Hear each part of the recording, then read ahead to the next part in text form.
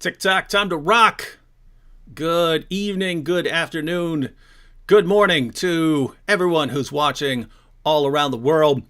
I'm your friendly neighborhood philosopher, David Wood, and with me now is a woman who will go down in history as one of the great warriors of the Christian faith of our generation. And we're going to be having a talk about the corruption of the Quran. One of the great myths of Islam is that the Quran has been perfectly preserved. As we're going to see, it has not.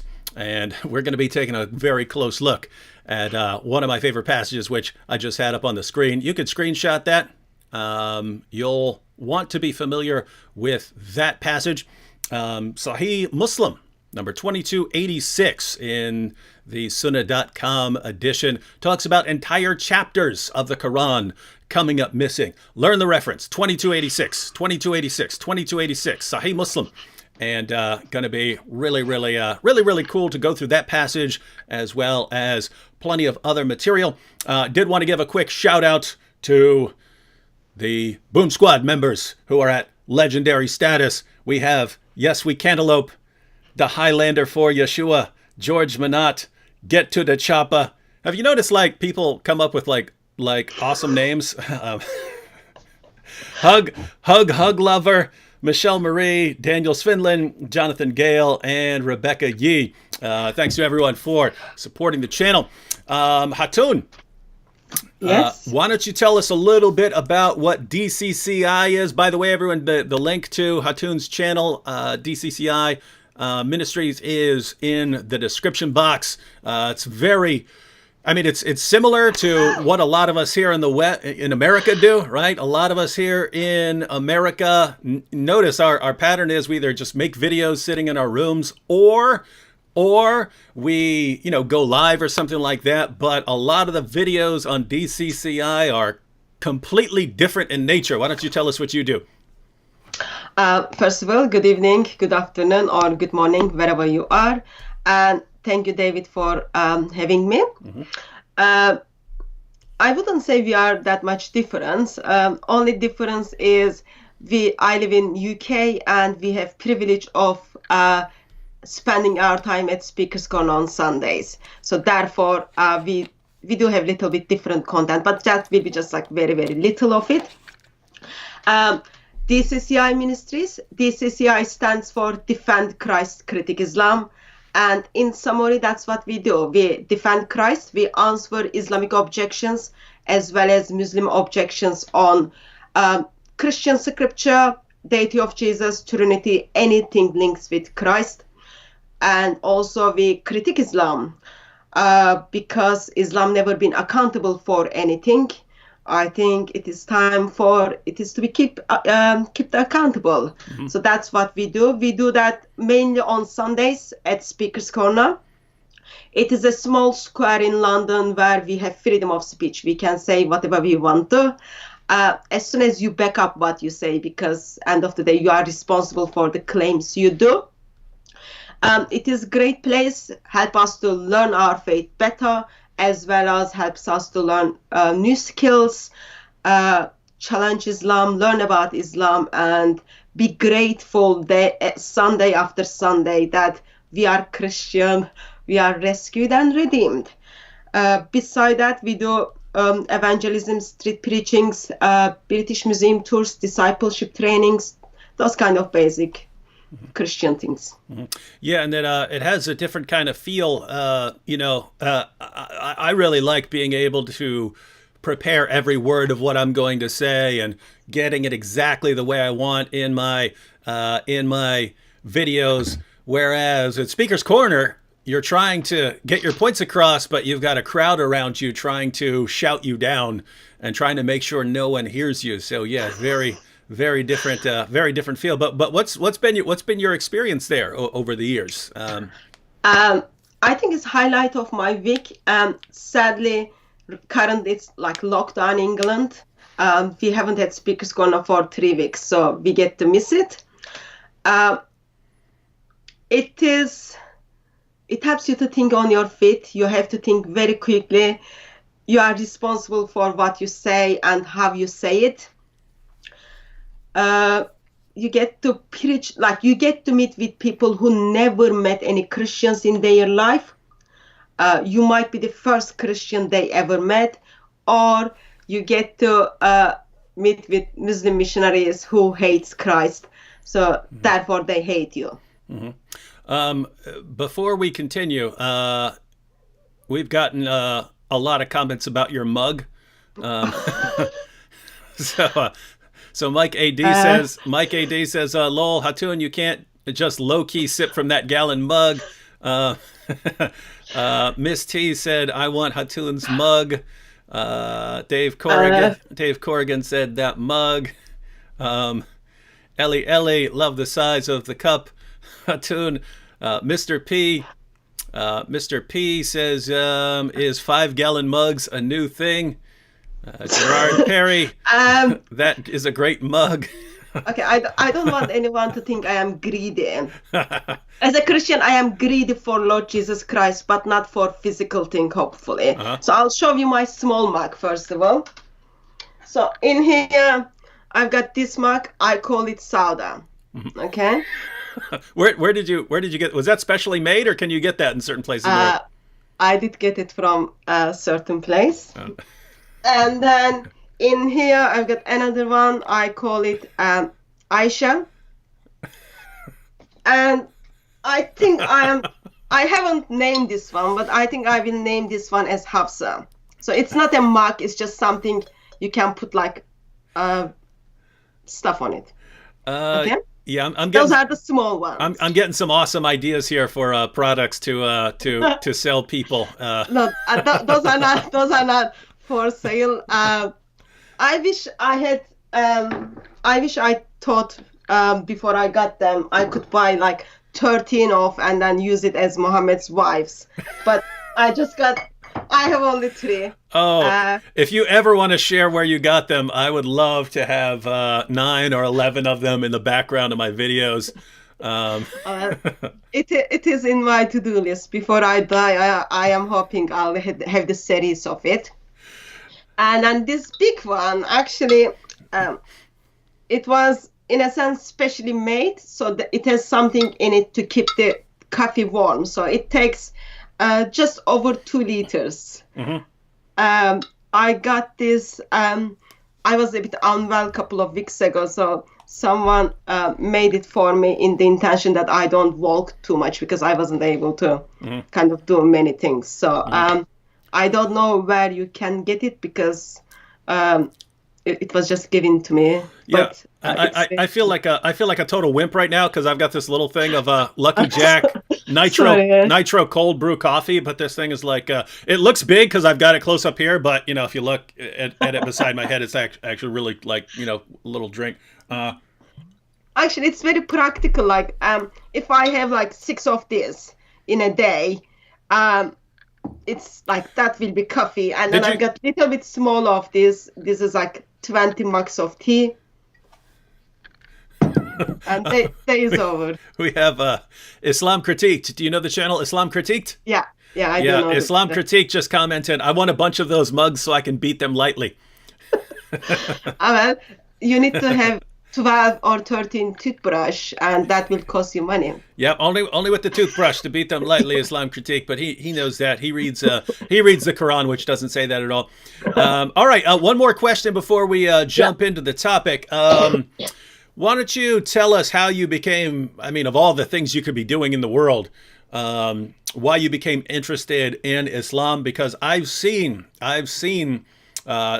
both men and women, but I've seen women who are interested in apologetics and have a heart for reaching Muslims start off and go into that ministry, and like a year later, they're not doing that anymore. And the reason is, as soon as they started challenging Islam in any way, the comments they get are, you whore, you prostitute, you this, you that, you want to be a porn star and stuff like this. And there's so much abuse.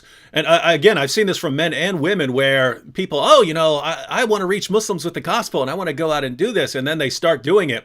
and then they get so much abuse heaped on them that they decide, I would rather do anything in the world than this ministry, and they end up doing something else. So why did you get interested in reaching Muslims, and how did you stay the course in spite of everything they heap on you? I don't think I get abused as much as other people get, because I keep myself away from YouTube. I usually kind of just in my own circle do my own things, because I critique Islam. I think, first of all, I reach Muslims in the intention. I am convinced that there is no any other way for any individual to spend time, any individual to get to heaven, that beside Lord Jesus Christ. He is the only way, and Scripture is very clear, and I am convinced of it. And if God of universe, who holds all universe with the power of his word, willing to step into the world and then express his love and show it to humanity, I don't think I have got right to kind of say, oh, I'll just move away from that love. You feel your heart gets sweetened towards God, and that's directly, when your heart links with the heart of God, there is no any other way, because you see heart of God cries for the lost, and our Muslims are lost. They are desperately need Lord Jesus Christ. I'm just privileged that God is asking me or using me to reach Muslims. Regarding the way I reach Muslims is, as you are aware, there are lots of different ways out there. I use critiquing Islam. Reason for that is I'm just on the defense. Like, the moment you meet with Muslim, doesn't matter if they never met any Christians, doesn't matter if they never practiced anything about Islam, or if they are missionary. As a Christian, I am in a place I have to defend what I believe. Trinity, deity of Jesus, sin and salvation, and authority of the Bible. So I'm just responding to that. As responding to that, what I notice is Muslims don't know their faith, and I feel it is one of my responsibility to help them to think through their faith. So critiquing them. And I don't know, but as long as God allows me to live and have breath, I hope I will continue to do so. I have seen many brothers or sisters who got hurt, but life is short. I don't have much expectations for those who hated Jesus to kind of give me flowers or put carpets in front of my feet. When I tell them their prophet is false, they are going to go to hell. Mm-hmm. It's kind of, I'm gently forced into it by God, I think. Mm-hmm, mm-hmm. All right. Well, we are going to go into our topic now, and that is one of the topics that really interests me.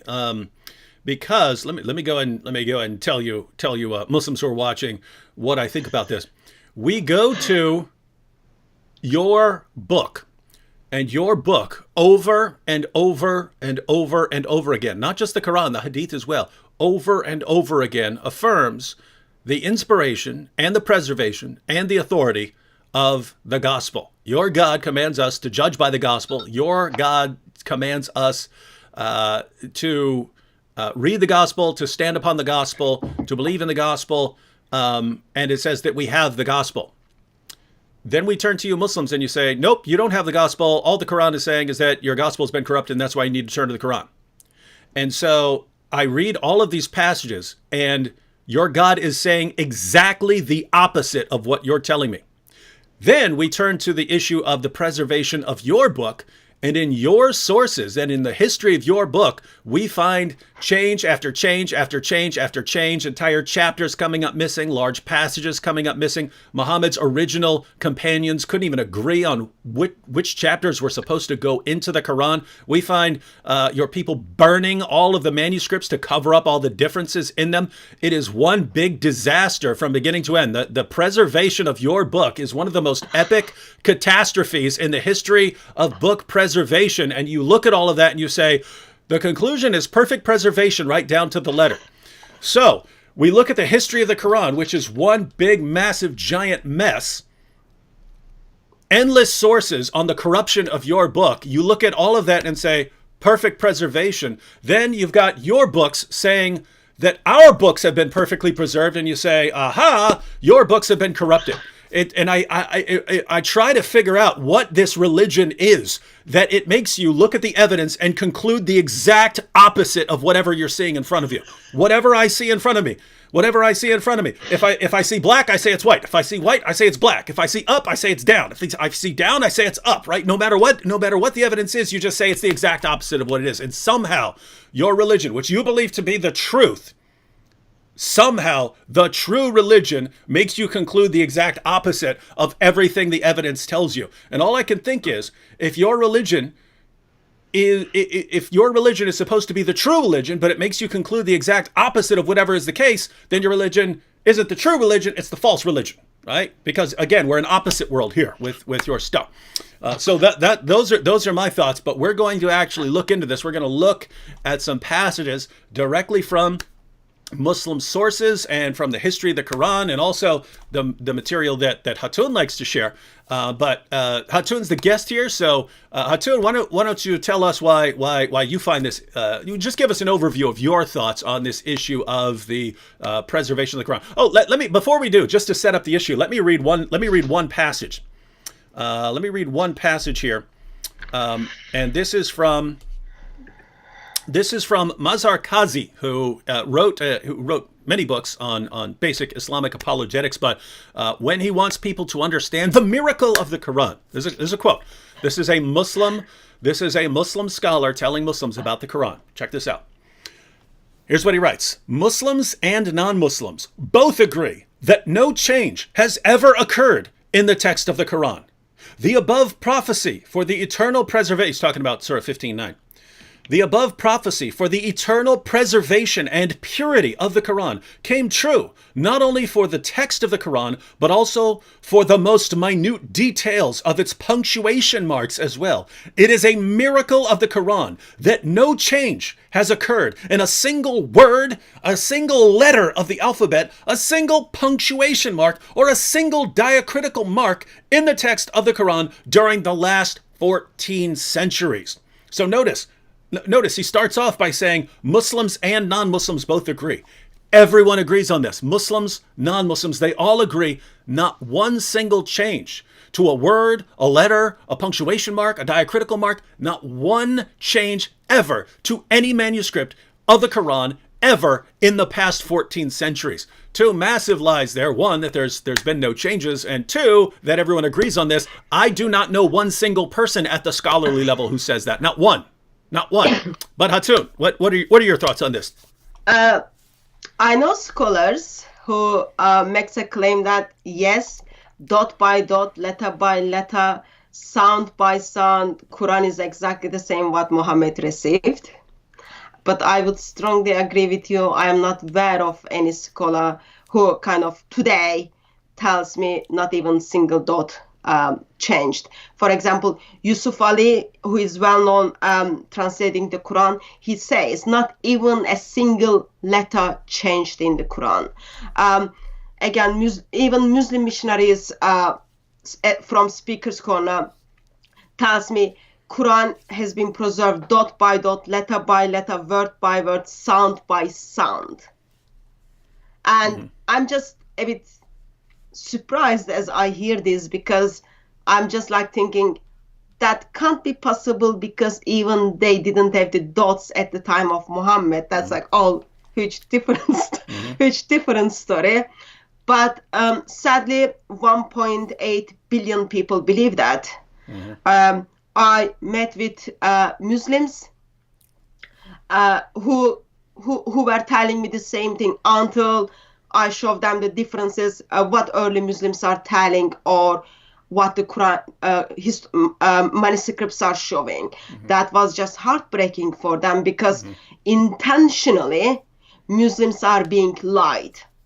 I think when people recognize that they've been lied, not only they've been lied by scholars or by their imams, but they think that as they've been lied by their family, because it starts from their family to the mosque, to the sheikh, to the scholars, goes from level to level. And 1.8 billion people believe that. Now,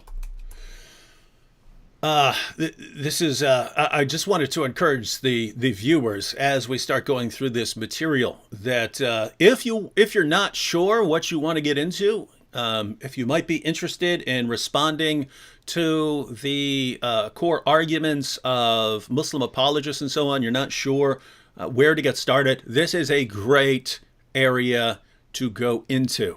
And the reason is, almost every Muslim you'll ever see, again, we'll tell you, perfect preservation right down to the letter. It's a myth. And if they were to do 10 minutes of actual research, if they were to just look up what their own sources say about the preservation of the Quran, or if they were just to look at some manuscripts side by side, they would realize that that's false. So you've got this claim that's almost universal in Islam. It's almost universal in Islam that they will maintain this. Why? Because they've all been told this by their leaders. And yet it's an area where it doesn't take 10 years of arguing with the Muslim to show him that there have been all kinds of changes to the Quran, to show him that his scholars and apologists are just apparently flat out lying, right? I mean, if you've read some of these sources or you've looked at these manuscripts, I don't see how you can say perfect preservation right down to the letter. If a Muslim wanted to say, basically pretty good preservation or something like that, I could see them defending that claim. But when it's just, I'm sure you've noticed this, Hatun, but they can never just, the Muslim apologists, they can never just state a reasonable position that they could possibly defend, right? They can't say, hey, I believe Muhammad was a pretty good guy. They have to say, he's the greatest man in the history of humanity. Everyone is a mere dwarf compared to him. That was it. That was an exact quote from Maududi's Towards Understanding Islam. All the great men of all previous generations are mere dwarfs compared to Muhammad, right? They can't just say, hey, we think he's a really good guy. They can't do it. They have to exaggerate. They can't say, hey, our book's been pretty well preserved. They have to say perfect preservation right down to the letter. I'm about to do a video on Sheikh Yasser Qadi where he's talking about Muhammad's marriage to Aisha, and he couldn't bring himself to just say, hey, in spite of the criticisms, they had a good marriage, they had a happy marriage. He couldn't say that. He had to say it was the perfect marriage, right? They have to exaggerate no matter what they do, no matter what they say. If Muhammad goes 3 inches, they say he went a mile, right? It's just an amazing situation. All right, now. Actually, sorry. Oh, go. I went to a Dawah training meeting. They were training Muslims how to do Dawah. And the reason they exaggerate, because if you say something with the exaggeration, people will remember that. And that's what they want. They want people to remember Quran has been perfectly preserved. There is not even dot has been changed, because for them, people will go home with that. Most of people don't think anyway when they go to those kind of training. So that's the reason for that. If you speak to people's emotions, you will get the people. That's kind of structure. And there's if you look at the history of Islam, you can see how they've gotten themselves into this position, right? In the Muslim world, if you are praising all things Islamic and praising the Quran for its perfect preservation and praising Muhammad for being the greatest man ever, no one's going to disagree with you, or you'll call them an unbeliever and chop their head off, right? So no one in the Muslim world is going to object to this. And people in the outside the Muslim world didn't have the sources. They didn't know the sources well enough to be able to point out how these things were false. And so Muslim speakers, Muslim dawagandists, they saw this opportunity. Hey, we have an atmosphere of complete ignorance about Islam. We can say whatever we want. We can make up anything we want about Muhammad and the Quran, and people will fall for it because they just don't know any better. And they built their religion on a foundation of complete lies. And that's why I'm telling everyone who's watching, you want to learn this material, because if you've built your case upon a foundation of absolute lies that can be exposed with 10 minutes of research, you're basically inviting a well-trained group of people who study the material to come in there and just blast away at your foundations and destroy the whole sham, right? So that's a situation that Muslim apologists have put themselves in. And now every Muslim who thinks perfect preservation, once we get enough people to put the facts in their faces, these are people who are going to look back and say, wow, all of my leaders lied to me about this. If they lied to me about the history of my Quran, what else have they lied to me about? And those are people who are on their way out of Islam. All right, Hatun. Oh, one comment real quick. Morton Storm said, Dear David and Hatun, I am a former Muslim converted to Islam in 1997 and left it in 2007. So Morton was a Muslim for 10 years and is out. We are glad to hear that. Praise God. Mm-hmm. Amen. All right, Hatun, well, what do you think? You've been studying this for many years and discussing and debating these things at Speaker's Corner. So, has the Quran been perfectly preserved? I would say Quran has been perfectly and intentionally corrupted. No, it hasn't been perfectly preserved. I'm trying to figure out why 21st century Muslims would tell us that Quran has been perfectly preserved to the dot, because when we look at the early Islamic sources from time of Muhammad onwards, what we see is Muslims didn't have many issues regarding the corruption of the Quran. So they talk about it, they write about it, but in some way on the way, in 21st century, Muslims start making a claim that Quran has been perfectly preserved. Mm-hmm. I think first place we can go is in the life of Muhammad, where we see actually two people are fighting regarding the Surah 25, Ubay bin Ka'b and Hisham. Hisham is in the mosque. I can give you the reference if it is needed. Hisham is in the mosque both of Umar and Hisham is in the mosque. And Umar is listening Hisham as Hisham prays. And then the way he recites Surah 27, Surah 25 is very different than what Muhammad preached to Umar. Umar wants to go and grab this guy from his neck, but he's like very nice guy. He waits until he finishes his prayer. Soon after his prayer finish, he grab him from his neck and then say, why are you reciting this surah like this? He says, this is what Muhammad taught me. He drags him to Muhammad, and Muhammad listen both of the surah. They are different from one another, and Muhammad says both of them are okay. But by that time, no one knew Allah revealed Quran in different ways, because Muhammad needs to get away from this. All he says is, oh, Quran is revealed to me in 7 different ways. Something happened these 7 different ways, even though it was causing problem between second Caliph and Hisham. Today, we have only one version of Surah 25. We don't know what happened to other 6 versions of this. So we see at the time of Muhammad, there was already problem with the way Quran was revealed. And then Muhammad dies. Then he doesn't even kind of bother to tell people to put the Quran together.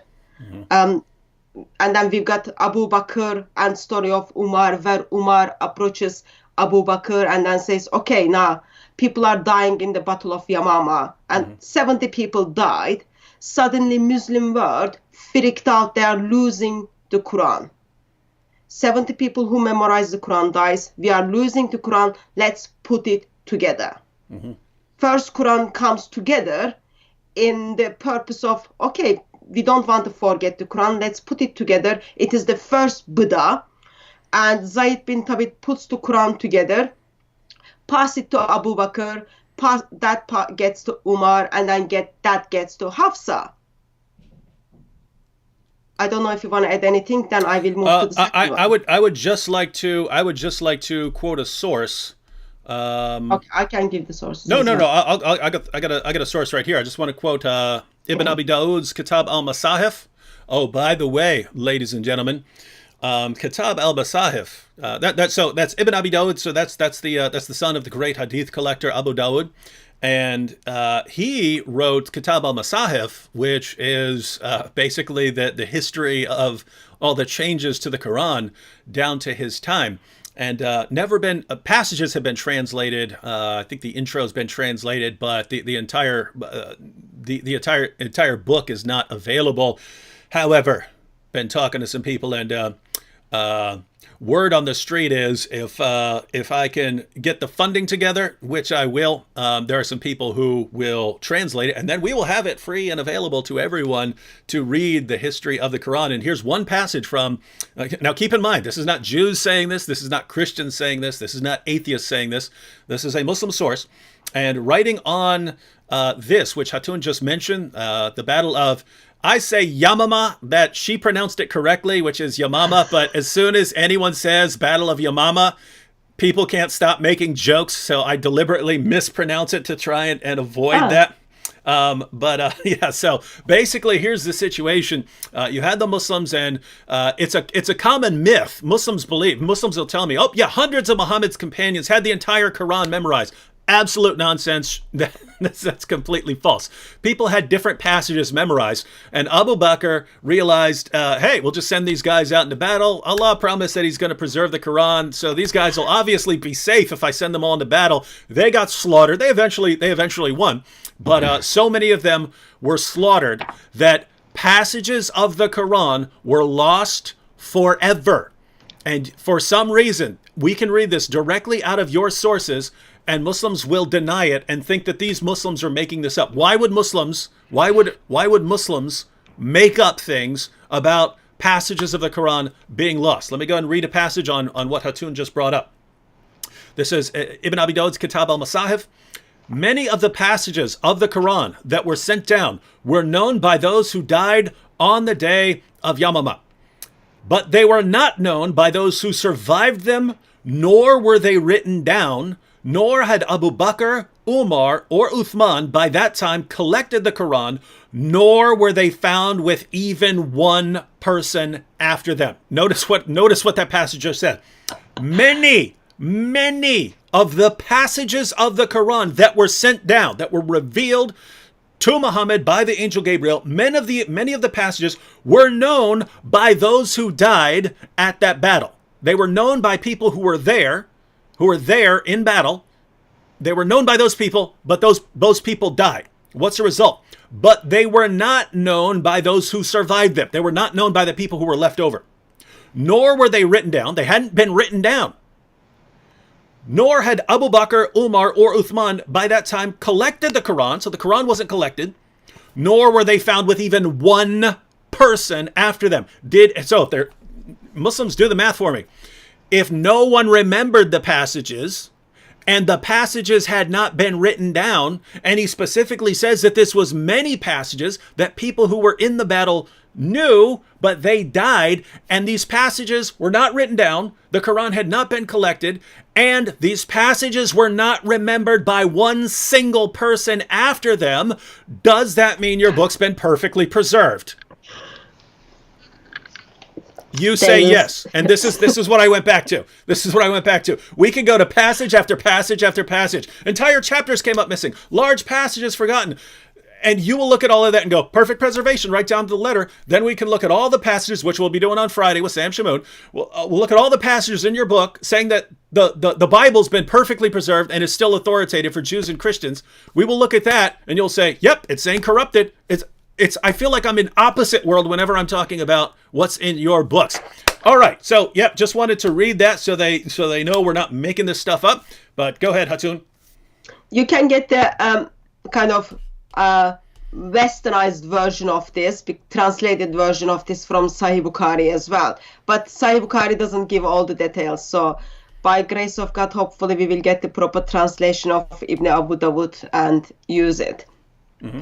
So first Quran has been compiled because like 70 people who memorized the Quran died. Islamic world freaked out from just 70 people. And then we've got the first Quran passed to Hafsa. just to attention, not to Aisha, but to Hafsa. Around 652, we've got the third caliph, Uthman. People go to war. This is Sahih Bukhari 510. People go to war to Azerbaijan and Armenia. From that, Muslims start calling one another. Muslims of Sham and Iraq start calling one another kafir because the way Quran is being recited.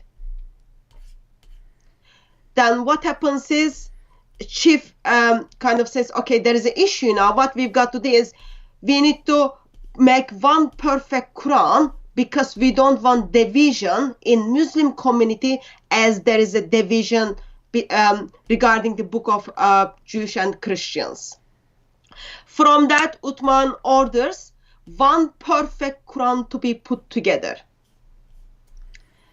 The Quran, which was put together in 632 under Abu Bakr, apparently that wasn't good enough. Now, within 20 years, they are gonna make one perfect Quran.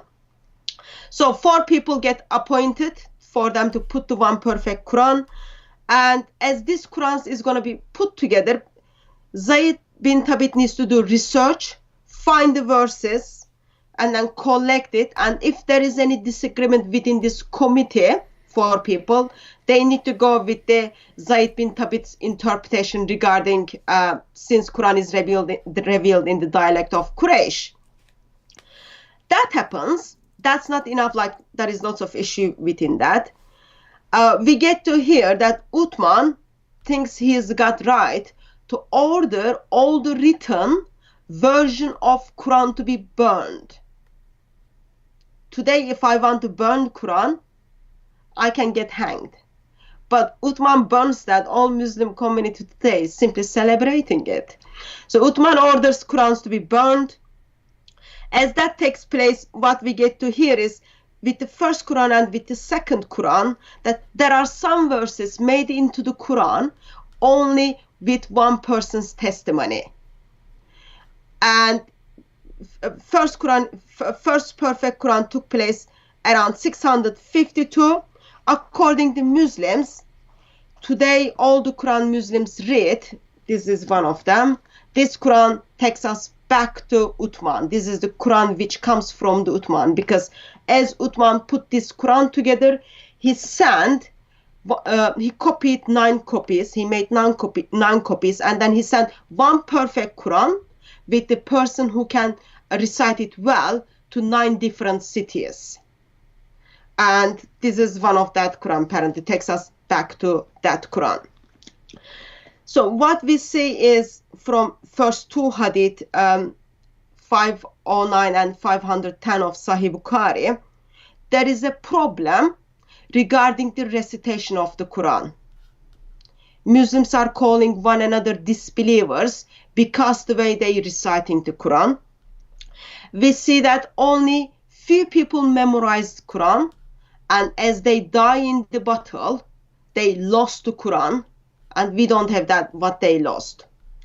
Muslims are making a decision what is going to be into the Quran and what is not going to be into Quran. And Caliph of Islam is thinking it's all right to order everything to be burned. Of course, we get to hear how people strongly disagreed with the Quran Uthman put together. Mm-hmm. And currently that's supposed to be Quran, which is 114 chapters Quran, but same Islamic traditions tells us actually there were the Quran with 116 chapters, Ubay bin Ka'b's Quran, which Muhammad told people to take the Quran from, and Masud's Quran was 111 chapters.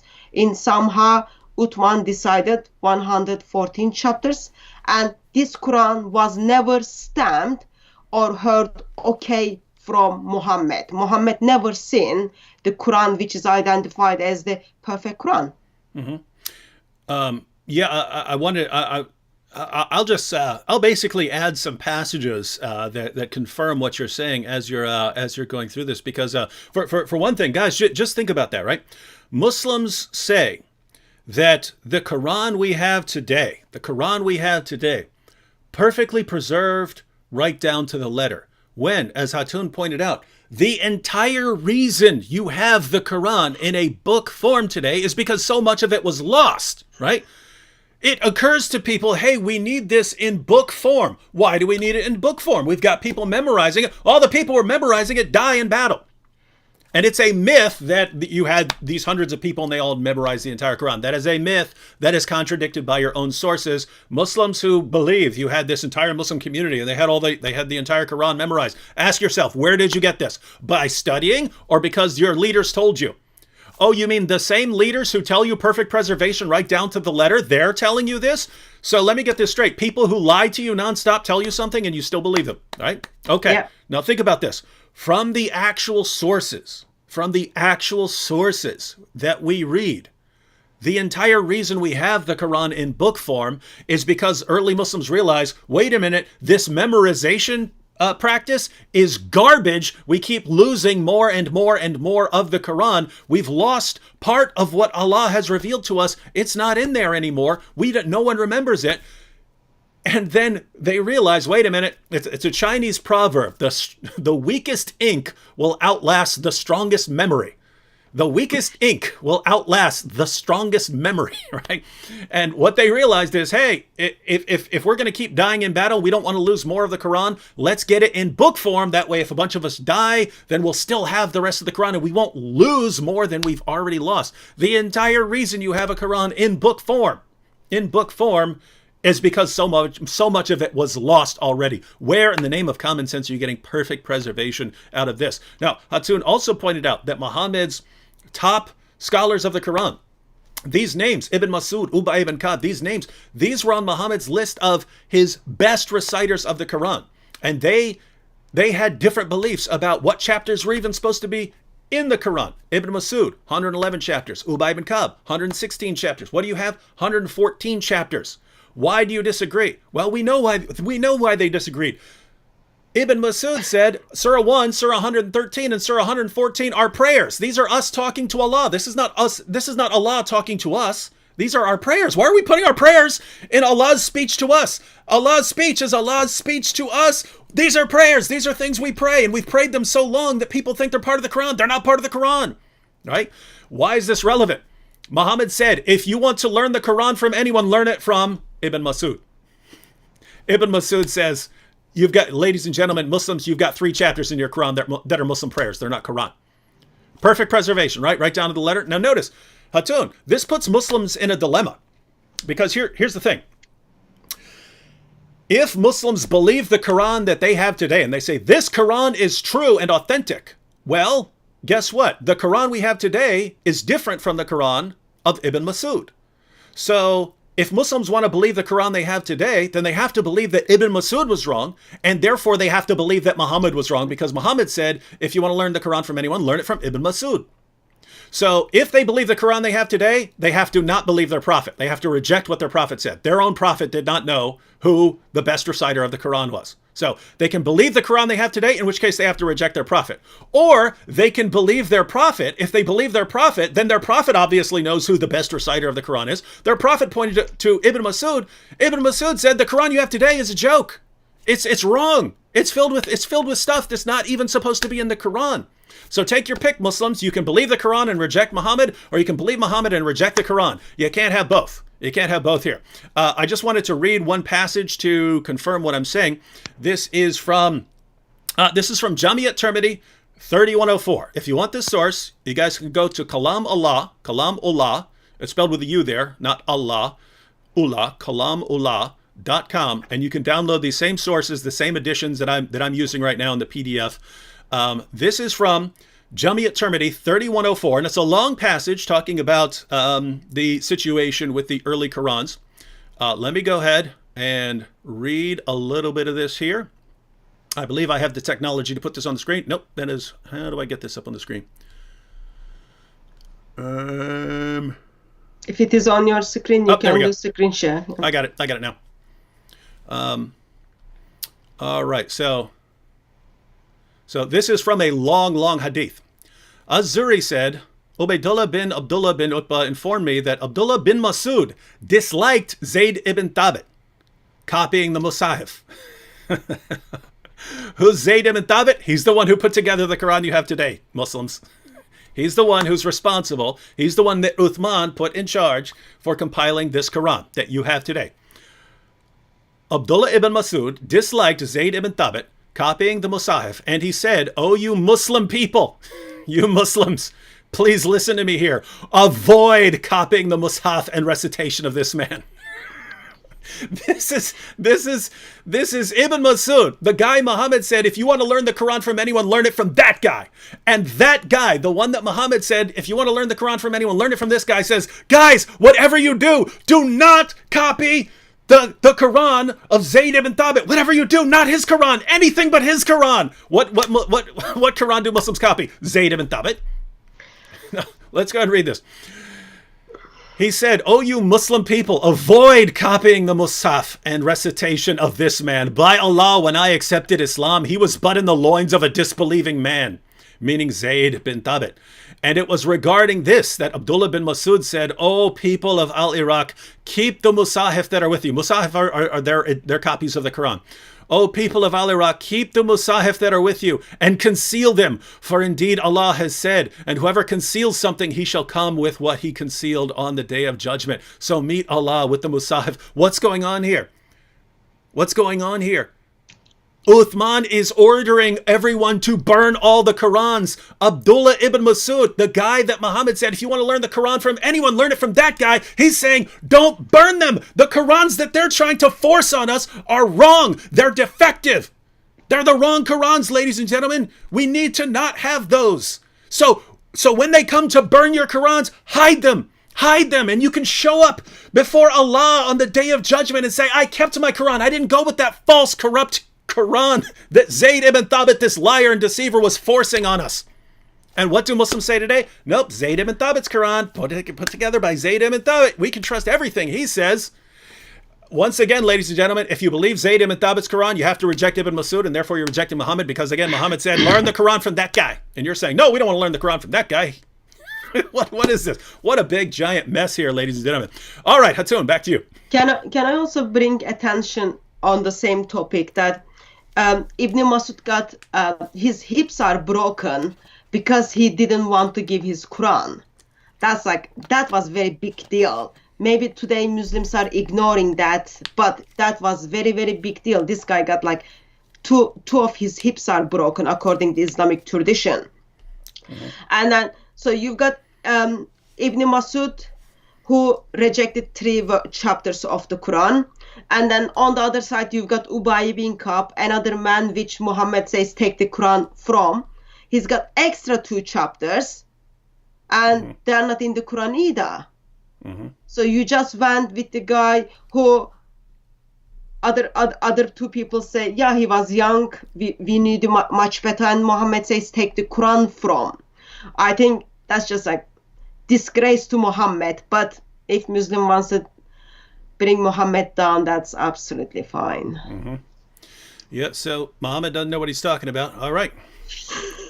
Let me hang on. Let me see if I. Yeah. Oh, you can talk for a minute. I want to look up another passage on this issue of Ubay bin Ka'b here, because there's one I want to read from Bukhari.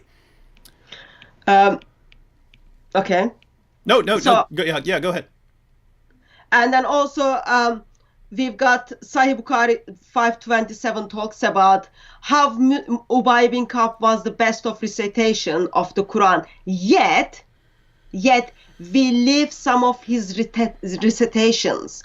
So Muhammad says take the Quran from this guy, and then Muslim thinks, oh, it's okay, we can just ignore what Muhammad said, and then we can leave some of his recitations out. Mm-hmm. I think that's like another sad thing. No, yeah, that's actually the passage I was looking up. I just want to put it up on the screen because, as you know, again, we are in opposite world whenever we are discussing Islam. The Quran affirms the inspiration, preservation, and authority of our book. Muslims look at it and conclude, nope, it's calling the book corrupt. We look at the entire history of the Quran. It says that the book was changed over and over and over and over again. Muslims look at it and say, nope, perfect preservation right down to the letter.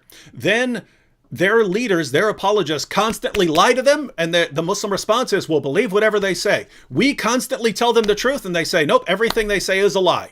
So since we're in opposite world, they're not going to trust what we're saying. So I just want to put that passage that you just mentioned up on the screen here. Again, I am not phenomenal with the technology here. Let me try this one more time. And oh yes, I'm good.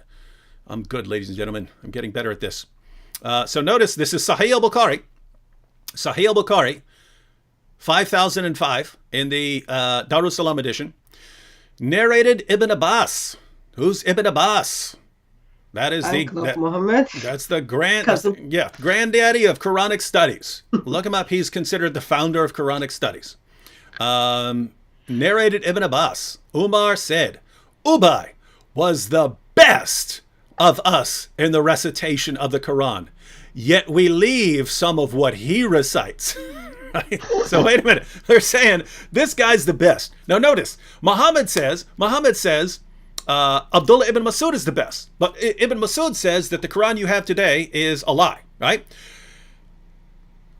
The Muslims, the rest of the Muslims after Muhammad's death said Ubay ibn Ka'b is the best in the recitation of the Quran. Yet we leave some of what he recites. So some of what he recites as the Quran, we don't recite that stuff. We leave that part off. What is Ubay's response when Muslims are saying, hey, we're not quoting everything you quote? Ubay says, I have taken it from the mouth of Allah's messenger and will not leave for anything whatever. I will not leave it for anything whatever. Right? So Ubay ibn Ka'b says, I'm not leaving this stuff. I'm not leaving this stuff behind. I learned it from Muhammad himself. I took it from him. And the other Muslims are saying, hey, this guy's good. He's the best. He's the best there is at reciting the Quran that we have. But we have to leave off what he said, and you have the interpretation here. It's going to be from Surah 2, verse 106, that they must be talking about abrogated material. But notice, they're disagreeing on what's supposed to be in the Quran. Ubay is saying this stuff is supposed to be in the Quran, and the other Muslims are saying, no, this stuff is not supposed to be in the Quran. Then you have Abdullah ibn Masud. He's saying, guys, you've got stuff in the Quran that's not supposed to be in the Quran.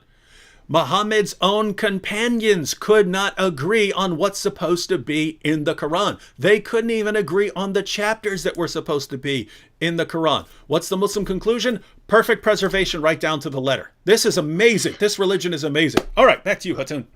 So if Quran is not perfectly preserved, then Allah is a liar and Islam is false religion. So therefore, because Quran says Allah is going to preserve the Quran, but also Quran says Allah is going to what is the word for that? Surah 15 verse 90 to 91. He says he's going to protect the reminder. He's going to shred the Quran. 1591. Yeah. And it's funny because that's in the same chapter as Surah 15:9, which they use to say that Allah is going to preserve the Quran. Yeah. And then they say it's been shredded. Like, there are two, I think there are two prophecies in the Quran which has been fulfilled. One of them is, if Muhammad is a false prophet, Allah is going to cut his aorta, which Allah does. Other one is Allah is going to shred the Quran, which it has been done. So,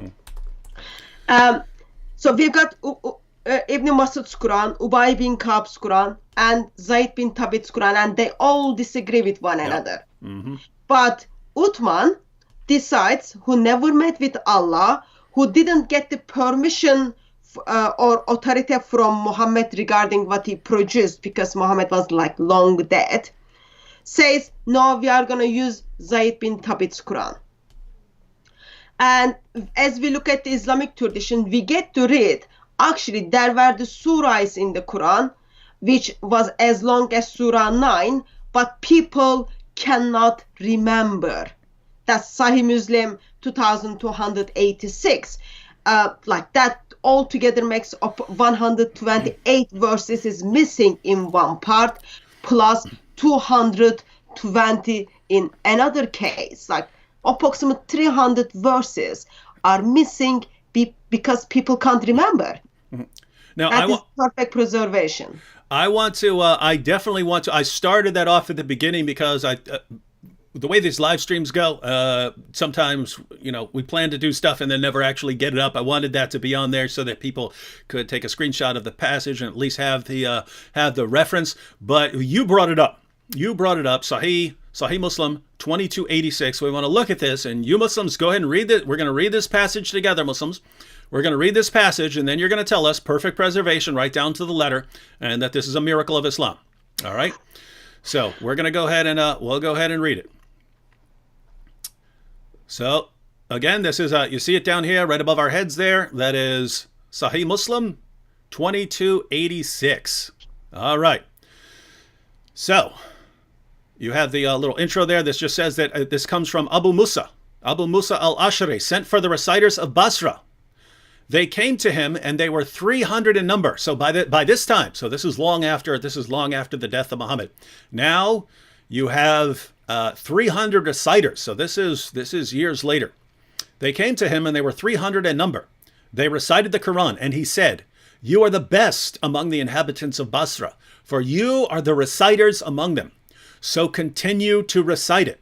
But bear in mind that your reciting for a long time may not harden your hearts, as were hardened the hearts of those before you." Who were the people before these reciters? The original generation of reciters.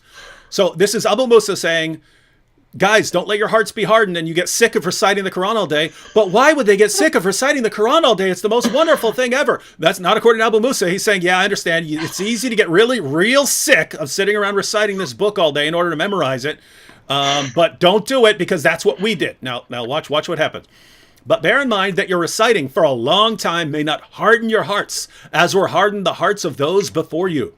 We used to recite a surah. So this is a surah. This is a chapter of the Quran, which resembled in length and severity to Surah Barat. That's chapter 9 of the Quran. We used to recite a surah which resembled in length and severity to Surah Barat. So it's about the same length as Surah Barat, i.e. in the low hundreds, right? In the low, like 129, somewhere in that ballpark. It's somewhere around that length. So in other words, he's looking at all the chapters of the Quran. He's saying it's about the length of that one. So we used to recite a surah which resembled in length and severity to Surah Barat. I have, however, forgotten it. Oh, and Muslims want to say, oh, he's just saying he forgot it. He's just saying he forgot it. That's no problem there. I'll bring up the Muslim responses as we're going through. He's saying he forgot it. That's no problem. Wait for it. I have, however, forgotten it, with the exception of this, which I remember out of it. If there were 2 valleys full of riches for the son of Adam, he would long for a 3rd valley, and nothing would fill the stomach of the son of Adam but dust. So he says in this chapter, which I have forgotten, is this verse. Hatun, do you remember this verse in the Quran anywhere? Well, there are 6,236 of them, but this verse is not there. So this Quran verse, which Abu Musa, Muhammad's companion, says is in the chapter that he forgot, and notice he's saying he forgot it, but he's telling these people, don't let your hearts be hardened, as were the hearts of those before you. Right? And he says, I forgot this chapter, and he gives a verse out of it. That verse is not in the Quran, so this chapter is not in the Quran. Let's keep going. So, by the way, we have multiple hadiths on this verse, and people remembering that this verse is part of the Quran. Yeah. It's not in the Quran. Now, what are Muslims going to say here? It was abrogated. Muslims learn how abrogation works. Allah abrogates his commands. This is not a command. This is just him saying something about the descendants of Adam. How they're greedy, and if they had 2 valleys full of riches, he would long for a 3rd valley. Nothing would fill his stomach, right? Nothing would ever be enough. This is not a command. This isn't the sort of thing that's supposed to get abrogated. And yet, Abu Musa in Sahih Muslim, in a Sahih narration, is saying 2 entire chapters, I'm giving you a verse from it. Is that verse in the Quran? No. Is that chapter in the Quran? No. Is this the sort of thing that would be abrogated? No. What is he saying here? He's saying our hearts were hardened. We got lazy. We got sick of reciting this completely ridiculous book that we couldn't stand reciting all day, so we didn't do it, and now we forgot entire chapters of the Quran. Guys, I need you to just be men, Be firm. Keep reciting it, even if it becomes the most boring and redundant and repulsive thing in the world. You have to keep reading it no matter what. Do it, otherwise you'll forget more chapters of the Quran. This is probably one of the additional reasons why the Quran had to be put in book form. They keep losing it, not just because they're dying in battle, because they can't stand reciting this horrible, horrible book. Let's go ahead and keep reading. If there were two valleys full of riches for the son of Adam, he would long for a third valley, and nothing would fill the stomach of the son of Adam but dust. Not in the Quran. Chapters not in the Quran. What's the Muslim conclusion? Perfect preservation right down to the letter. It's a miracle. And we used to recite a surah which resembled one of the surahs of Musabihat, and I have forgotten it, but remember this much out of it, O people who believe, why do you say that which you do not practice? And that is recorded in your necks as a witness against you, and you would be asked about it on the day of resurrection. So these verses actually appear in other places in the Quran, but not as part of the of one of the chapters of Musabihat. The Musabihat chapters are the small ones that are the small ones at the end. And so he's saying here there was a short chapter, and I remember a little bit out of it, but that short chapter is no longer in the Quran. Guess what? That chapter is not in the Quran. You have some of the verses that are in other places, but the Quran repeats verses in various areas and so on, very repetitive. And he's saying this chapter we do not have anymore. So this is Abu Musa saying 2 entire chapters of the Quran came up missing. He's not saying they were abrogated. He's not saying they were abrogated. He's saying we got lazy and our entire generation forgot them. Do not be like us. Please don't be like us and lose and forget more chapters of the Quran. What's the conclusion? Again, perfect preservation right down to the letter. It's a miracle. So as the perfect preservation takes place in this hadith, can I just express with the numbers? It makes altogether like 348 verses, and then only one of those verses, two verses are in the Quran. So that means 346 verses just from this hadith got lost. Yep. That's like a lot of verses. And let me give one quotation here from Ibn Umar. So this is a companion of Muhammad. He's the son of the rightly guided Caliph Umar. This is from Abu Ubaid's Kitab Fada'il al-Quran. He says, "Let none of you say, I have learned the whole of the Quran. For how does he know what the whole of it is when much of it has disappeared? Let him rather say, I have learned what remains thereof." Right? So this is a Muslim source. This is a companion of Muhammad. And he says, hey, you young Muslim reciters who think you've memorized the entire Quran and you're running around saying how you've memorized the entire Quran. How would you even know what the entire Quran is when we've lost so much of it? When we've lost entire chapters, when we've lost large passages, when we have passages that were lost in battle, when we have passages that were entire chapters that were lost because people were just too lazy. Why are you saying you know the whole of the Quran? You don't know the whole of the Quran. Let me read that one more time. This is Ibn Umar. Let none of you say, I have learned the whole of the Quran. What do all Muslims today? Oh, there are millions of people who've learned the whole of the Quran. What do Muhammad's companions say? Stop lying. Stop deceiving yourself. You don't know what it is. You don't even have it to memorize. Let none of you say, I have learned the whole of the Quran. For how does he know what the whole of it is when much of it has disappeared? Let him rather say, I have learned what remains thereof. What do Muslims say? Perfect preservation right down to the letter. What do Muhammad's companions say? We've lost a bunch of it. So it's not only they lost like whole 2 chapters, which is like 346 verses. Not only Umar's son confirms that actually we've got only leftover. We read again, talks about Surah 33. Actually it's supposed to be as long as Surah 9, I think. No, Surah 2. It's supposed to be as long as Surah 2. Yet Surah 33 is... I actually forget. Let me check real quick. I've got the quotation here somewhere. Let me see. Yeah. She said a couple. Aisha has said a couple of different things, but yeah, Abu Ubaid's Kitab Fada'il al-Quran. Aisha said Surah 33 used to be recited in the time of the Prophet with 200 verses. So yeah, that would be in the long region, 200 verses. But when Uthman wrote out the codices, he was unable to procure more of it than there is in it today. Yeah. More than 100 verses. More than 100 verses came up missing from that one chapter. 2/3 of chapter 33 came up missing, and we can only assume that these were among the passages that people lost in battle, right?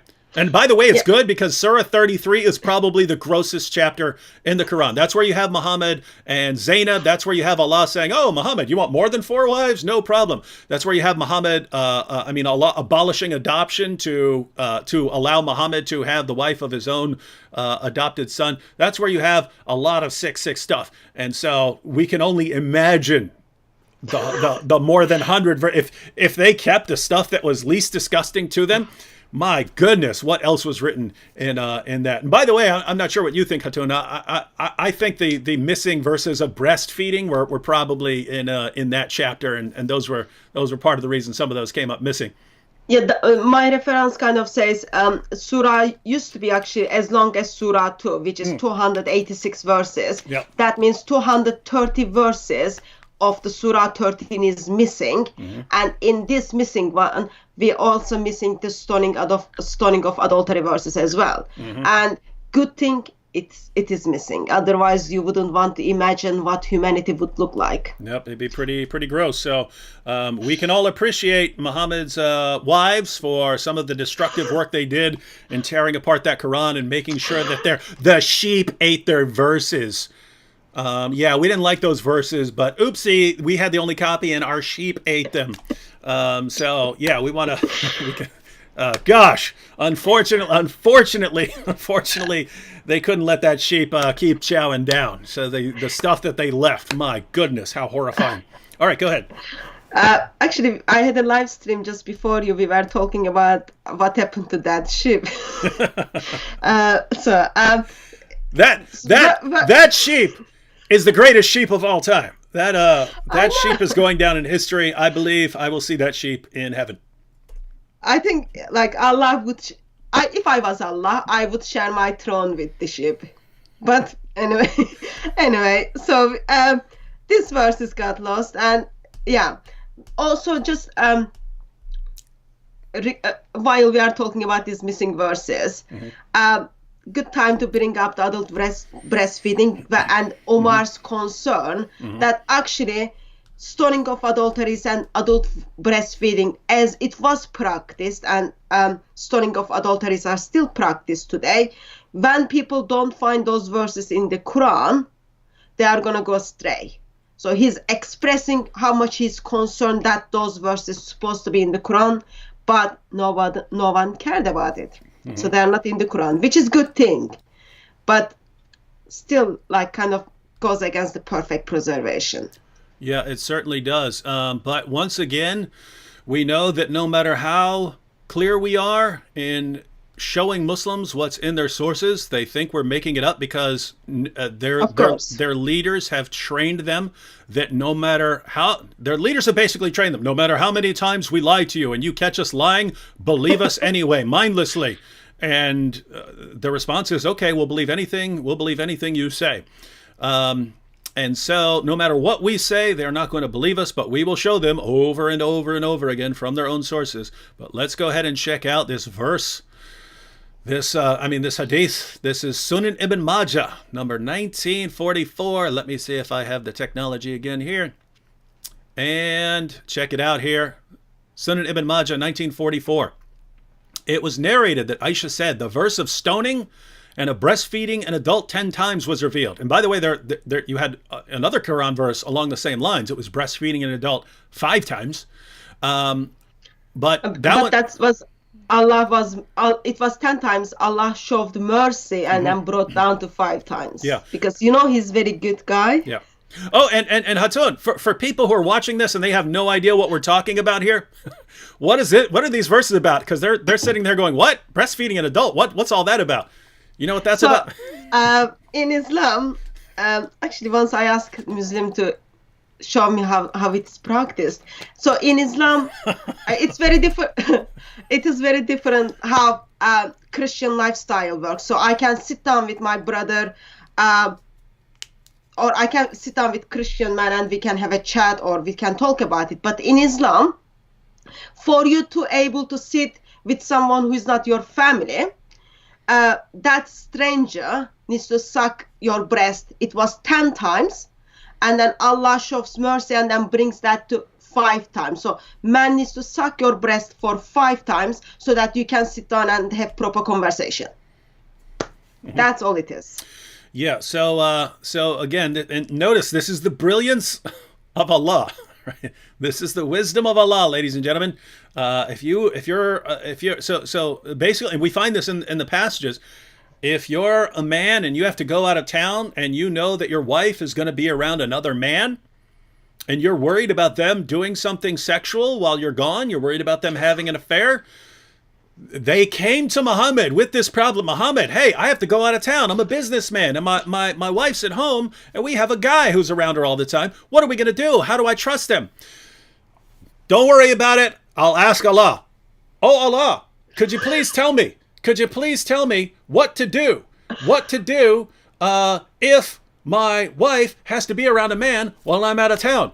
Allah says, no problem. Muhammad, tell your followers this. What they need to do is have their wives take their breasts out, put their breasts in the man's mouth 10 times, and then they're not going to be attracted to one another anymore because they're going to have that mother-son relationship.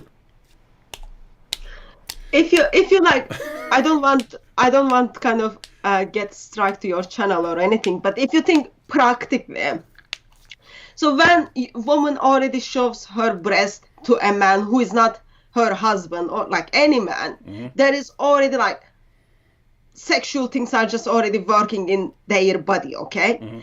And then it's not only you are showing your breast, this man who has already beard, and that's in the sources. You're saying that because that's exactly what the women said.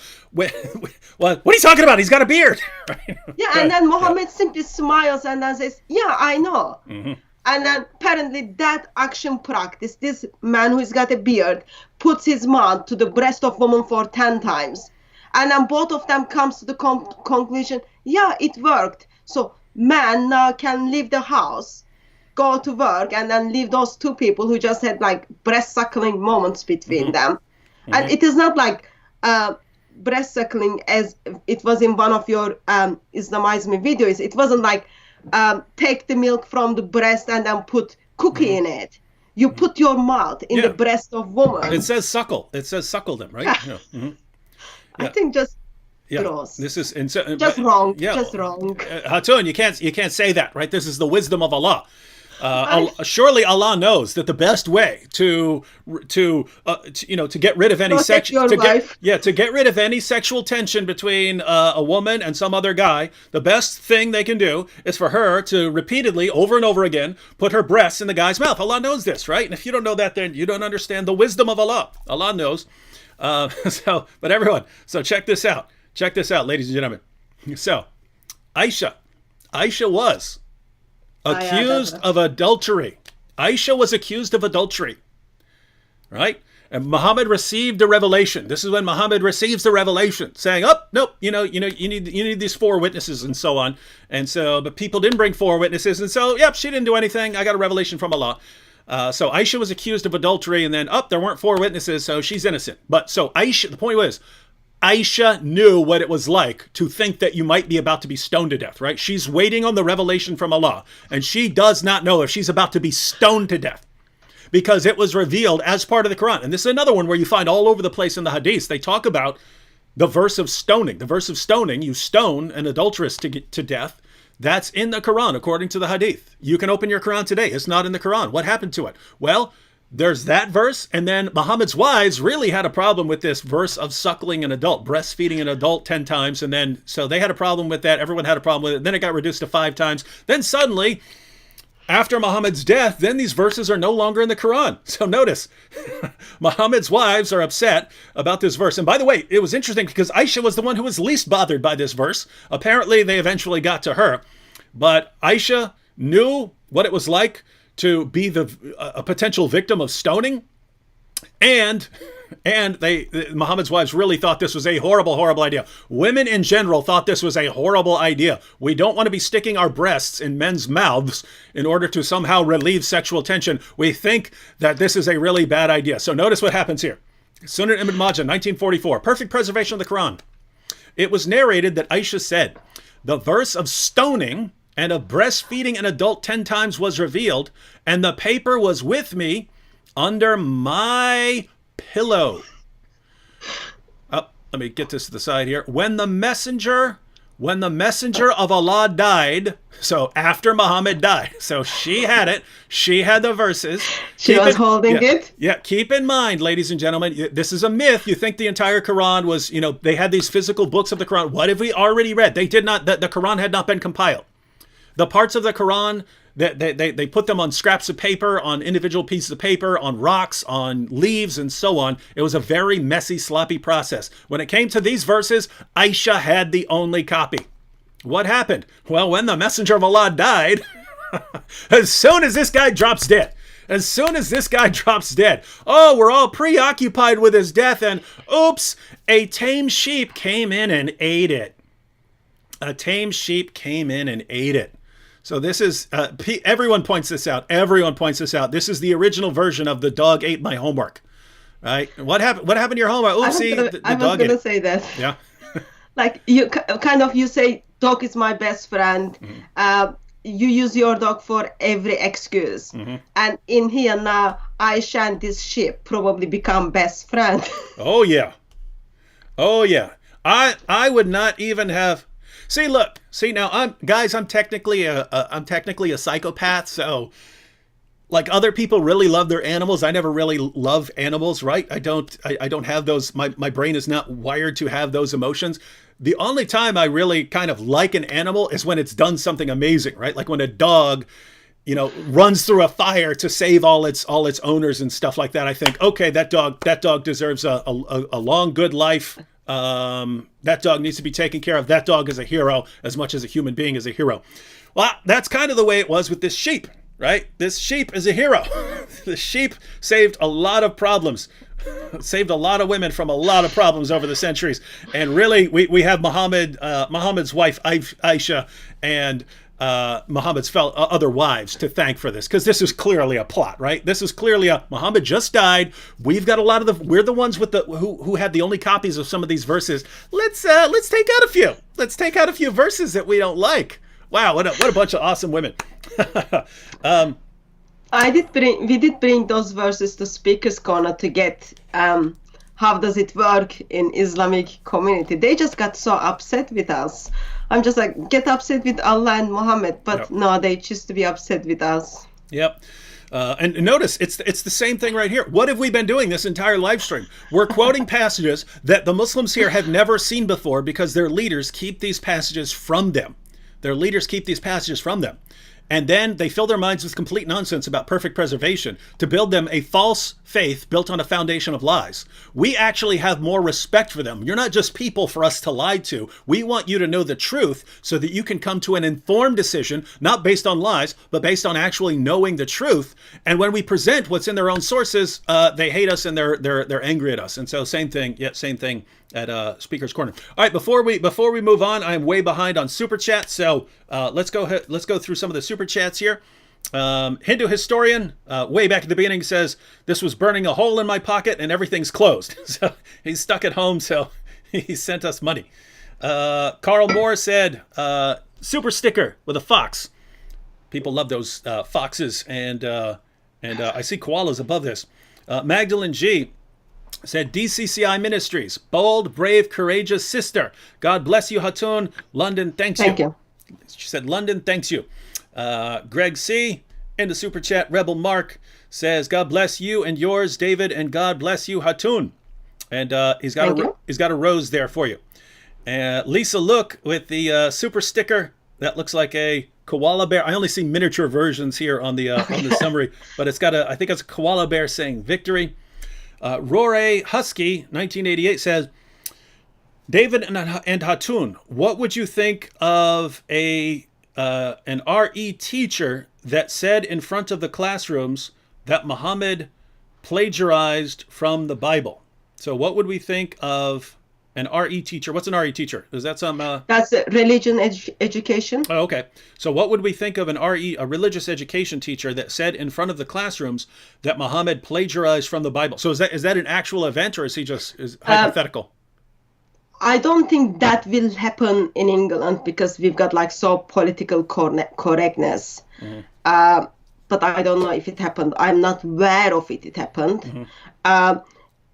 In RE teachers in England usually kind of show, all the religions are all the same. There is not focus on the truths. Like you will go to the class, you will hear, according to Islam, Jesus didn't die. Yet they prepare to celebrate Easter. Yeah, Rory. I would be careful, but I think you could say a lot of things and get a lot of information across if you're a religious education teacher. I think you could get a lot of information across such that if people complained, you could defend yourself, right? So for instance, if you showed passages from the Quran and you showed parallel stories in earlier sources where it was clearly plagiarized from these sources, you could just do that without saying plagiarism. So you say, hey, kids in the class, look, here's something that's said in the Quran, and we do see something, in this 3rd century source, or this 4th century source, or this 5th century source. What do you guys think? And you could leave it to them. And they say plagiarism. What did you do? You put sources in front of their faces. If someone's going to call you out for that, I don't see why anyone could accuse you of anything if you let them draw their own conclusions. And so yeah, I would if you were in that position, I would present sources to people and let them come to their own conclusions. Lots of kids are smarter than Muhammad. They're smarter than Muhammad, so they're gonna see it really quickly.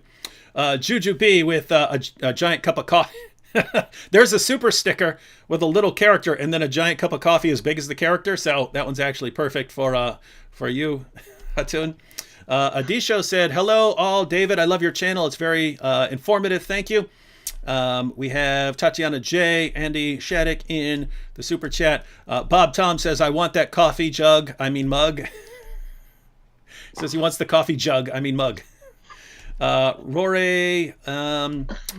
Rory said, I made a video on Muhammad and his child bride. I gave the link to your video. Check it out sometime. I will do that. Animal says, go to DCCI Ministries, Islam Critiqued, Bob the Biller, Soko Films, and the Arabian Prophet channels to learn more on these important issues. Yes, and if the mods want to add links to those channels, any of those channels, please do that. And again, the link to DCCI is in the description box. Arch Imagara Sancti says, God bless you. Rory Husky again, Frank Dunford, super sticker, Nicole with the super sticker. Siri Svenberg says, hi from Norway. Hi, Siri. Luke Low-Key Zethril says, why would God choose an illiterate prophet to give the world his law?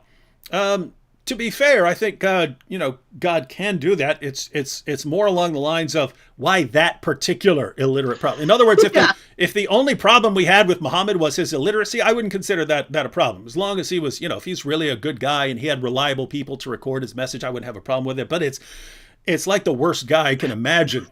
And on top of that, he's illiterate.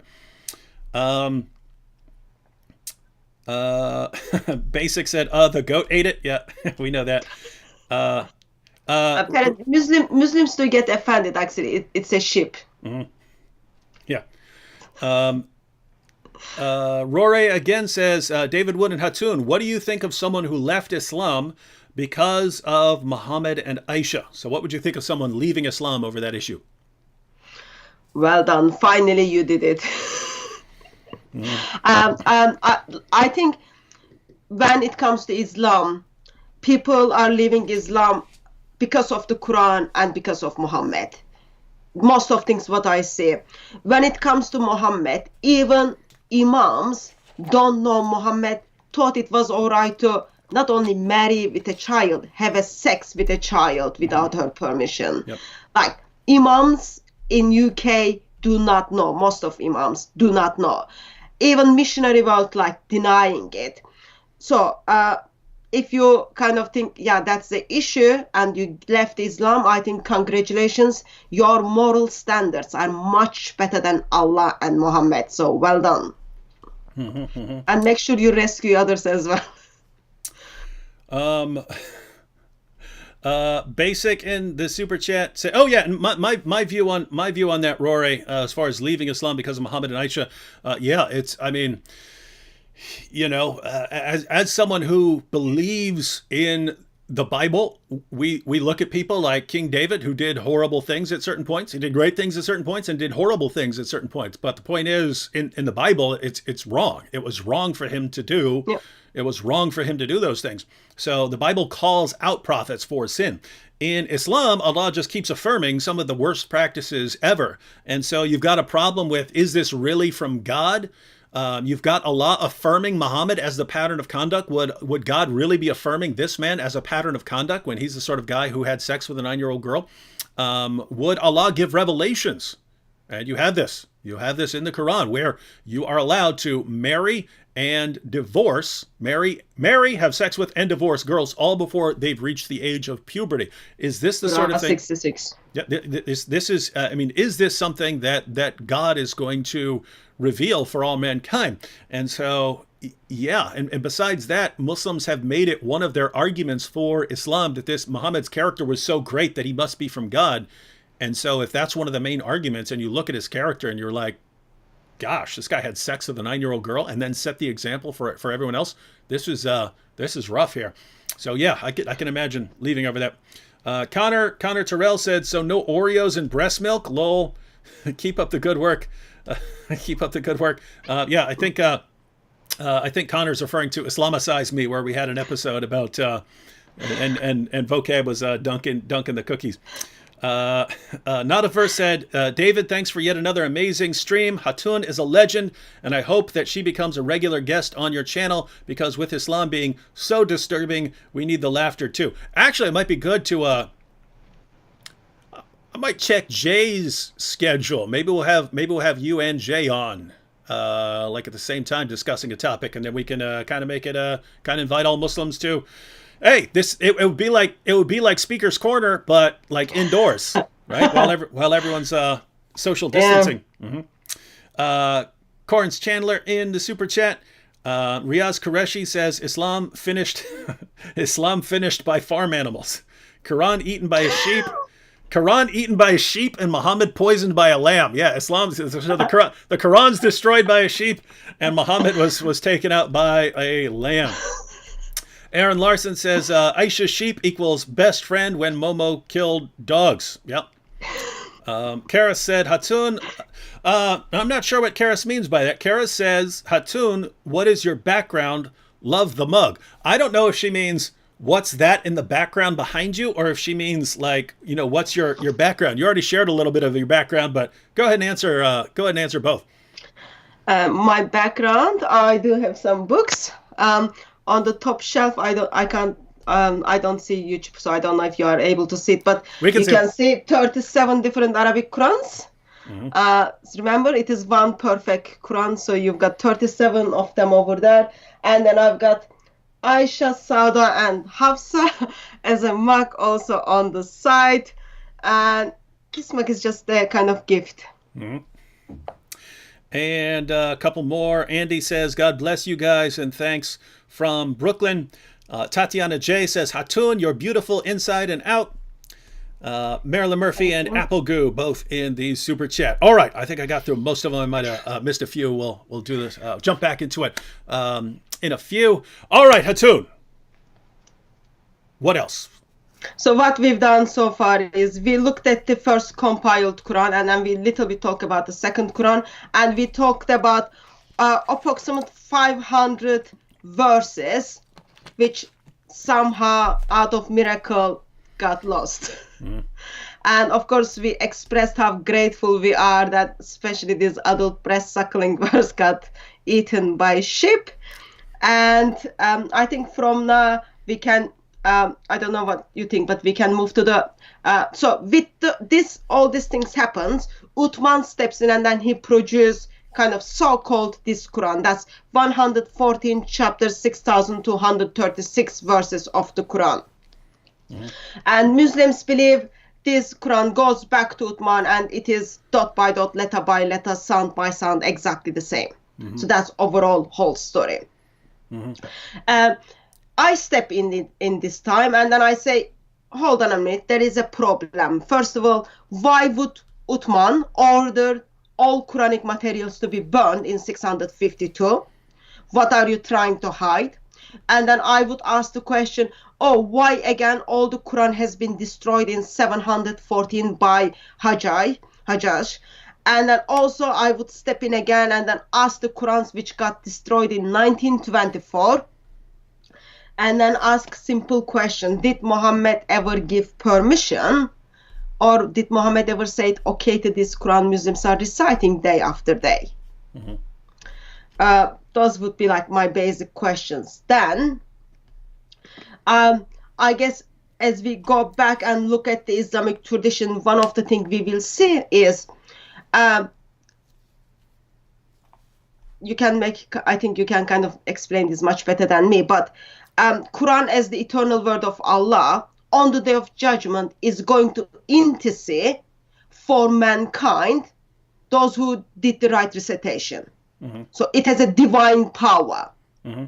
It will the Quran will actually appear as in the form of a pale man. So keep in mind, ladies and gentlemen, the Quran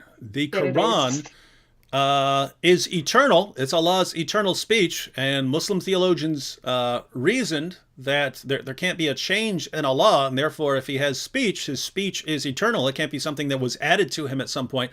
Therefore his speech, the Quran, is eternal, and yet the Quran can appear as a pale man to intercede for you on the day of judgment. And so, by the way, I mean, I plan on making videos on these issues, but notice you have the speech of Allah, and Muslim theologians reason that it must be eternal, so it's his eternal speech. So now you have Allah's speech, which is eternal, but it's also personal and can appear. It has memories, can testify, can speak, and so on, defend you, and so on. But the same sort of thing applies to Allah's spirit. Allah's spirit is not something that is created. Allah creates life with his spirit. He breathes out his spirit. And so notice, the exact same reasoning would apply to the spirit of Allah that applies to the speech of Allah, right? Because the idea is anything that originates from within Allah must originate eternally from within Allah, or there would be a change in Allah. And therefore, his speech must be eternal. But notice the same reasoning would apply to his spirit that he breathes out. This comes from within him. And so his speech, his spirit, which he breathes out, is also eternal, but his spirit also appears in the form of man. According to the Quran, the spirit takes on the form of a man to appear to Mary and talk to Mary. So the spirit is personal, is a personal agent who takes the form of a man as well. So notice what you have here, ladies and gentlemen. You've got Allah, his eternal speech, which is personal and takes the form of a man, and his eternal spirit, which is personal and takes the form of a man.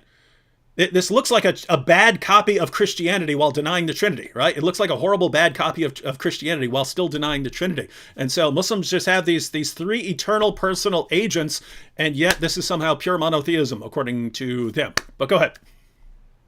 And just to add, that spirit which is appeared to Mary is not just appeared in a form of man, as a perfect man. That's very important, like without any fault, six packs, whatever you expect from the perfect shape of man. I had to Google that. It didn't look like me, let's put it that way. So as the Quran on the day of judgment is gonna take up, so word of Allah becomes a book, okay, steps into this world, and on the day of judgment it's gonna appear as a pale man. Mm-hmm. And it's going to intercede. He's going to intercede for those people who recite the right recitation. With that, we have a problem. Because remember, earlier we talked about Allah revealed the Quran in 7 different ways. Uthman got rid of that and then made it in one way. But when we look at the early Islamic tradition, we see around 839, there were 25 different version of the Quran out there. And in 912s, we are talking about 50 different versions of the Quran were out there. And today, Muslims are simply saying just this is the one. Then the question is this the one who is going to appeal as a pale man and intercede for you? That's kind of, I think, a bit sad, because if that's not one of these 50 Qurans from 912 or one of the Quran from time of Muhammad, then you messed up, because there is nothing is going to intercede for you. Mm-hmm. And something happens where like lots of different Qurans appears in the history of Islam. As the time comes on, around 920s, they decided, okay, now it's all messing up when it comes to the education. They are going to officialize one Quran. So they pick up the Hafs Quran, which is dated approximate 190 years after Muhammad. They pick up the Hafs Quran, and then they choose one of, so there are 5 Hafs Quran, they pick one of the Hafs Quran, and then they start using that. So that's the Quran Muslims are reciting. What happened was, recently, I was challenged by a Muslim missionary a couple of years ago, where Muslim missionary said, wherever you go in the world, everyone recites the same Quran and reads the same Quran. That is the miracle happens. I believe God always provides for me. So suddenly I end up having different Arabic Qurans. Miracle happens. Today we've got 37 different Arabic Qurans. And sometimes I do get wonder which Arabic Quran is going to intercede for those Muslims on the Day of Judgment, because it might be one of those people, one of those Qurans. And they've got over 90,000 textual variations within them. It is kind of sad reality when it comes to Islam. It's not only like approximate 500 verses are missing. Alongside of that, there are lots of different Arabic Qurans out there where people are reading and reciting in their mosques. Mm-hmm. And so we have, matter of fact, so you've got those behind us, but I also have a picture of the different Qurans. Let me toss this up real quick. Let's see. And here we go. So different Arabic Qurans. So just to be clear, for the Muslims here who are saying, no, they're different covers. No, they're just, they're different on the outside. They're different outside. You printed them yourself. So these are 37 different Qurans with actual differences in the Arabic text. And I know this because no matter how many times you tell people these are different Arabic Qurans, they say, nope, you're just talking about different translations. These are not translations. These are Arabic Qurans, and they contain differences in the Arabic, and not just different covers, not just insignificant differences, actual differences in the Arabic text, meaning that they are not identical, meaning that when we read quotations from Muslim apologists saying perfect preservation right down to the letter, no difference anywhere ever, that is a false claim, and whoever is saying these things is misleading and deceiving Muslims, because the evidence shows something completely different. First last said Allah said 7. Hatun found 37. That just kind of simply debunks the argument there is only one perfect Quran. Mm-hmm. But I think my concern is mainly because it is not shared information, therefore it keeps 1.8 billion people in Islam. Mm-hmm. And you do show those different Arabic Qurans to Arabic-speaking Muslims. Like I took some of them couple of months ago. I was in somewhere. I took some of Arabic Qurans. They were surprised, like they never seen different Arabic Qurans. They were surprised. They just they didn't like me at all. But they did look at it and then they said, yes, this is different. But when it comes to Western world, when it comes to the Muslim missionaries, they are just like, oh, it's all the same, it's all the same. But these different Qurans, only one of them is going to intercede for you. That is the problem. Unless these are all wrong and something like Ibn Masud's Quran was correct, or Ubay ibn Ka'b's, in which case all these are wrong. Yeah. And so you don't even know, Muslims. You don't even know. You might all be condemned. I mean, gosh, Ibn Masud told you. He told you. Protect your Qurans. Hide them so that you can actually have a real Quran on the Day of Judgment and not the corruption of that deceiver, Zayd ibn Thabit. And what do Muslims do? No, we want Zayd ibn Thabit. What an amazing religion. Ibn Abbas is going to be next to you, and then he's going to say on the Day of Judgment, when he sees the shin of Allah, he's going to say, I told you. Yep. I told you, but you are missing the point. Too late. All right, we have a comment here from Noreen. Noreen said, let me refute David. All right, Noreen, we're going to give you that opportunity right now. So, I mean, we've said a lot, so let's use a particular example. Let's take a particular example, and I'm going to give you the opportunity to refute us. I'm going to give you the opportunity to refute us right now. So let's go back. Let's go back to, and what do we have now? It's 9:40, so we'll go about another 15 minutes or so, and then we'll close out. So we'll go back to the hadith from Sahih Muslim number 2286, where Abu Musa warns the Quran reciters, the next generation of Quran reciters, not to harden their hearts, as were hardened the hearts of the first generation of Quran reciters, who were too lazy and stopped reciting the Quran because it was too boring. And then they forgot multiple chapters of the Quran. And in case you're thinking, no, he just forgot it. He doesn't say that. He says, I'll quote you a verse out of this Quran. It's a verse that's no longer in the Quran because the chapter is no longer in the Quran. He says, why? Because they forgot it.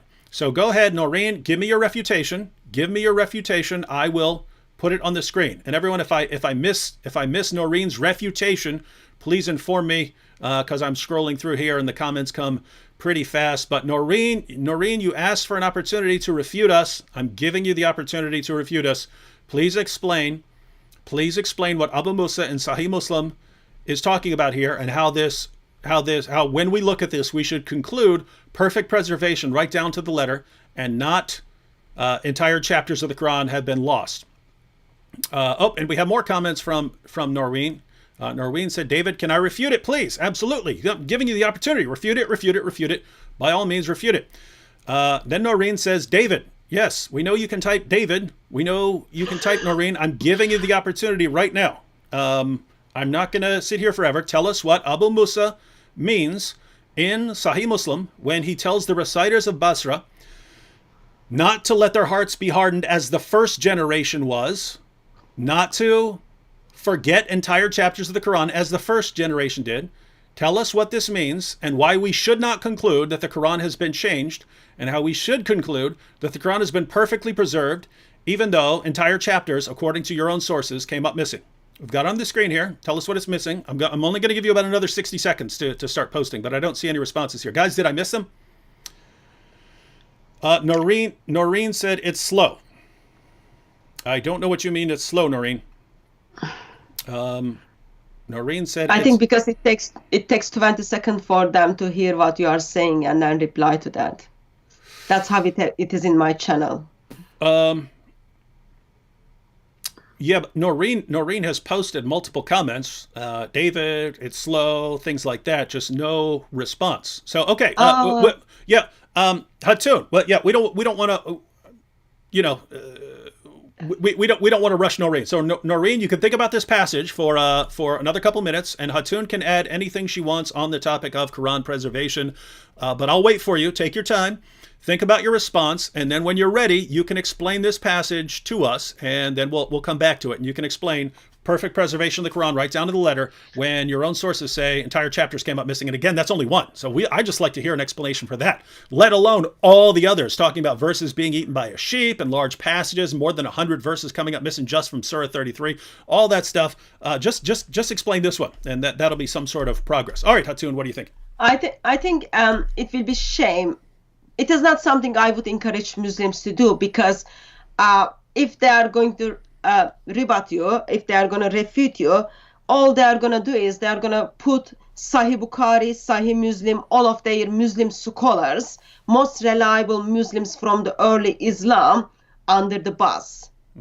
And I wouldn't want to do that.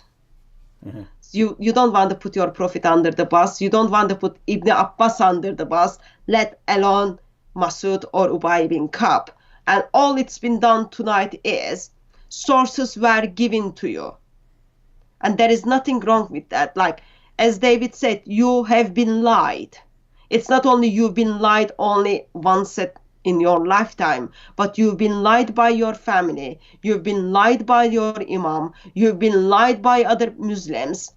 And people still continue to lie. And there are consequences of this.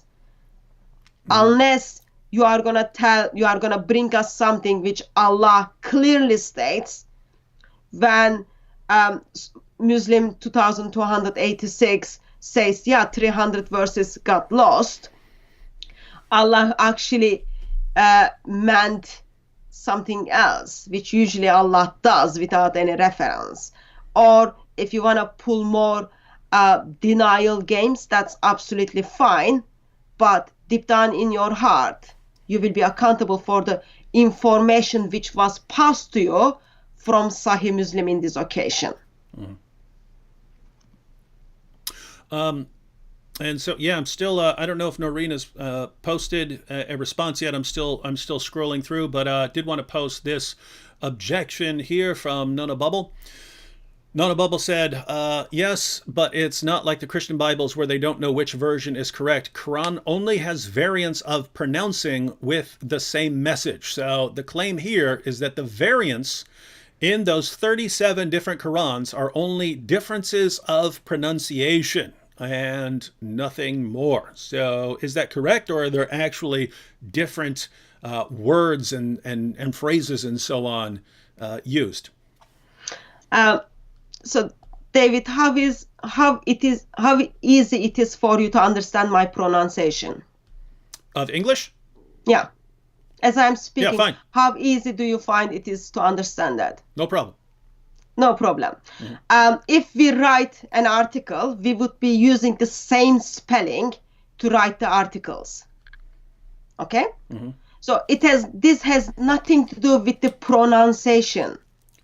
If it was just a pronunciation, as they write the words, they wouldn't write it indifferently, which mean is different, such as in Arabic, the word fight and the word kill are two different things.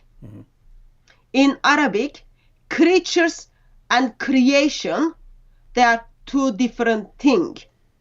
In Arabic, slave and being in presence of someone is two different things. And their implications are different as well. And I can give you over 90,000 textual variations from them. They are written differently.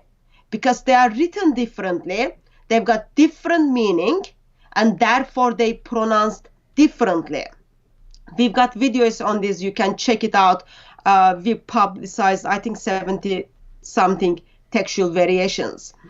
Beside that, there is a Surah 2 verse 137.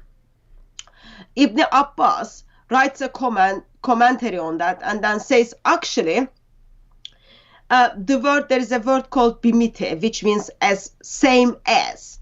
If you write it as like that, there is a theological implications. You are making someone equal with God, with Allah.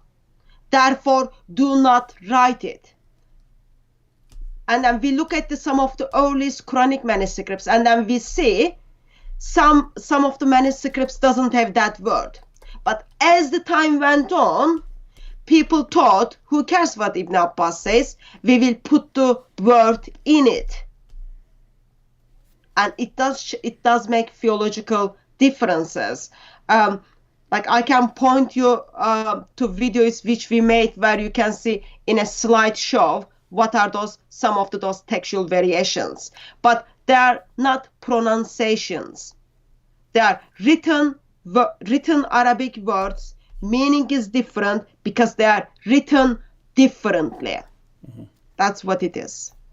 Yeah, and that's and keep in mind, everyone, that's just the current manuscript. So that's after the all, the variants are burned and so on. That's after they get rid of Ibn Masud's version and Ubay ibn Ka'b's version, because I mean, keep in mind when you're reading when you're reading about the things that were different between our Quran and Ubay ibn Ka'b's Quran, it's things like in Surah 33, verse 6 of the Quran, when it said that Muhammad's wives are their mothers. This is why they're given Muhammad's wives are given the title mothers of the faithful.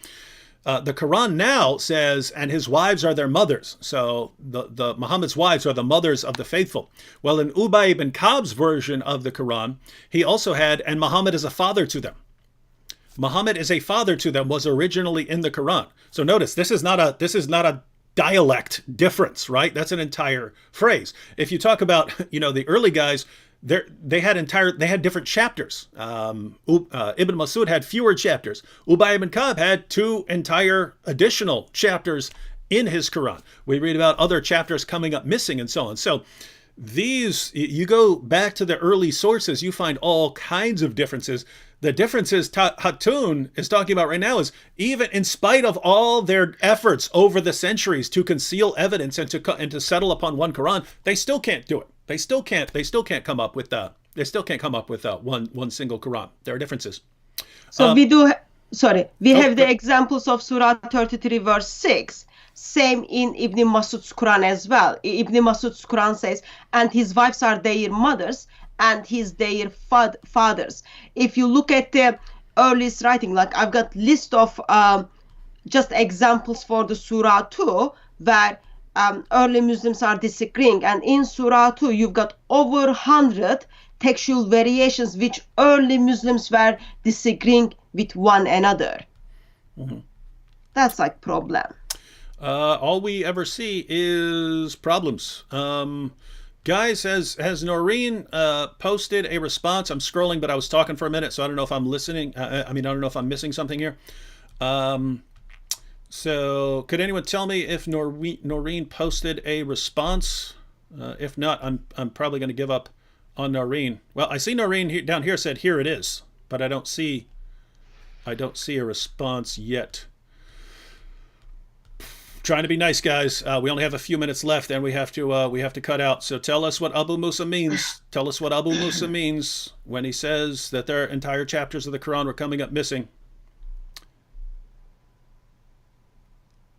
Again, guys, let me know if I missed the response, because I see Noreen posted, here it is, but I don't see anything. But I'm not just going to keep waiting if there was no actual response. And guys, do you even understand how patient we are? That we present information, but then a Muslim specifically says, I want to refute you, and we stop, have no idea who this Muslim is, and we say, all right, we'll stop right now, you can refute us. Here's a simple point, go ahead and refute that simple point. In your sources, we have tons of sources showing that your Quran has been changed repeatedly, and yet Muslims say, perfect preservation right down to the letter. And so we ask, well, just explain one of those passages for us. We give you an easy one. We give you one from one of your most respected collections of hadiths. Ask you to refute that single one. And I am not seeing a refutation. We've given you like 10 minutes now. Oh, Slam RN said, yes, Noreen posted a response. Hang on. Let me try and do a search. Let me see if I can go back and find all Noreen's comments. Oh, gosh. Now I'm searching for Noreen, but there are tons of comments because people were talking about her. Trying to find it.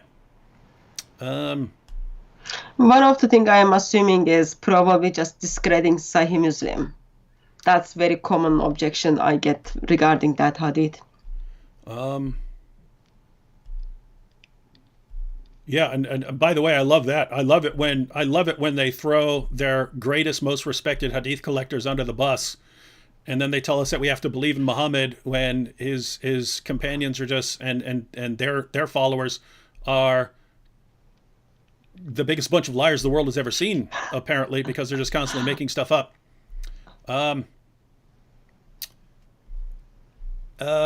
Gosh, guys, I don't want to keep sitting here forever. We got 1,250 people in the chat. Guys, someone just, if you saw Noreen's response, go ahead and cut and paste it again so I can see what it is. I've searched for it. I did not find. I'm trying, guys. I'm trying to be nice. Noreen requested an opportunity to refute us. We granted that opportunity. So, if I'm kind of just on YouTube now, it says she wanted to write, but she can write only 200 characters, and apparently YouTube is not allowing her to write more than that. Well, yeah, but that's fine. You could give us a basic idea. What are you going to say? I mean, what is Sahih Muslim not reliable? Is Abu Musa a liar? Okay, what are you going to say?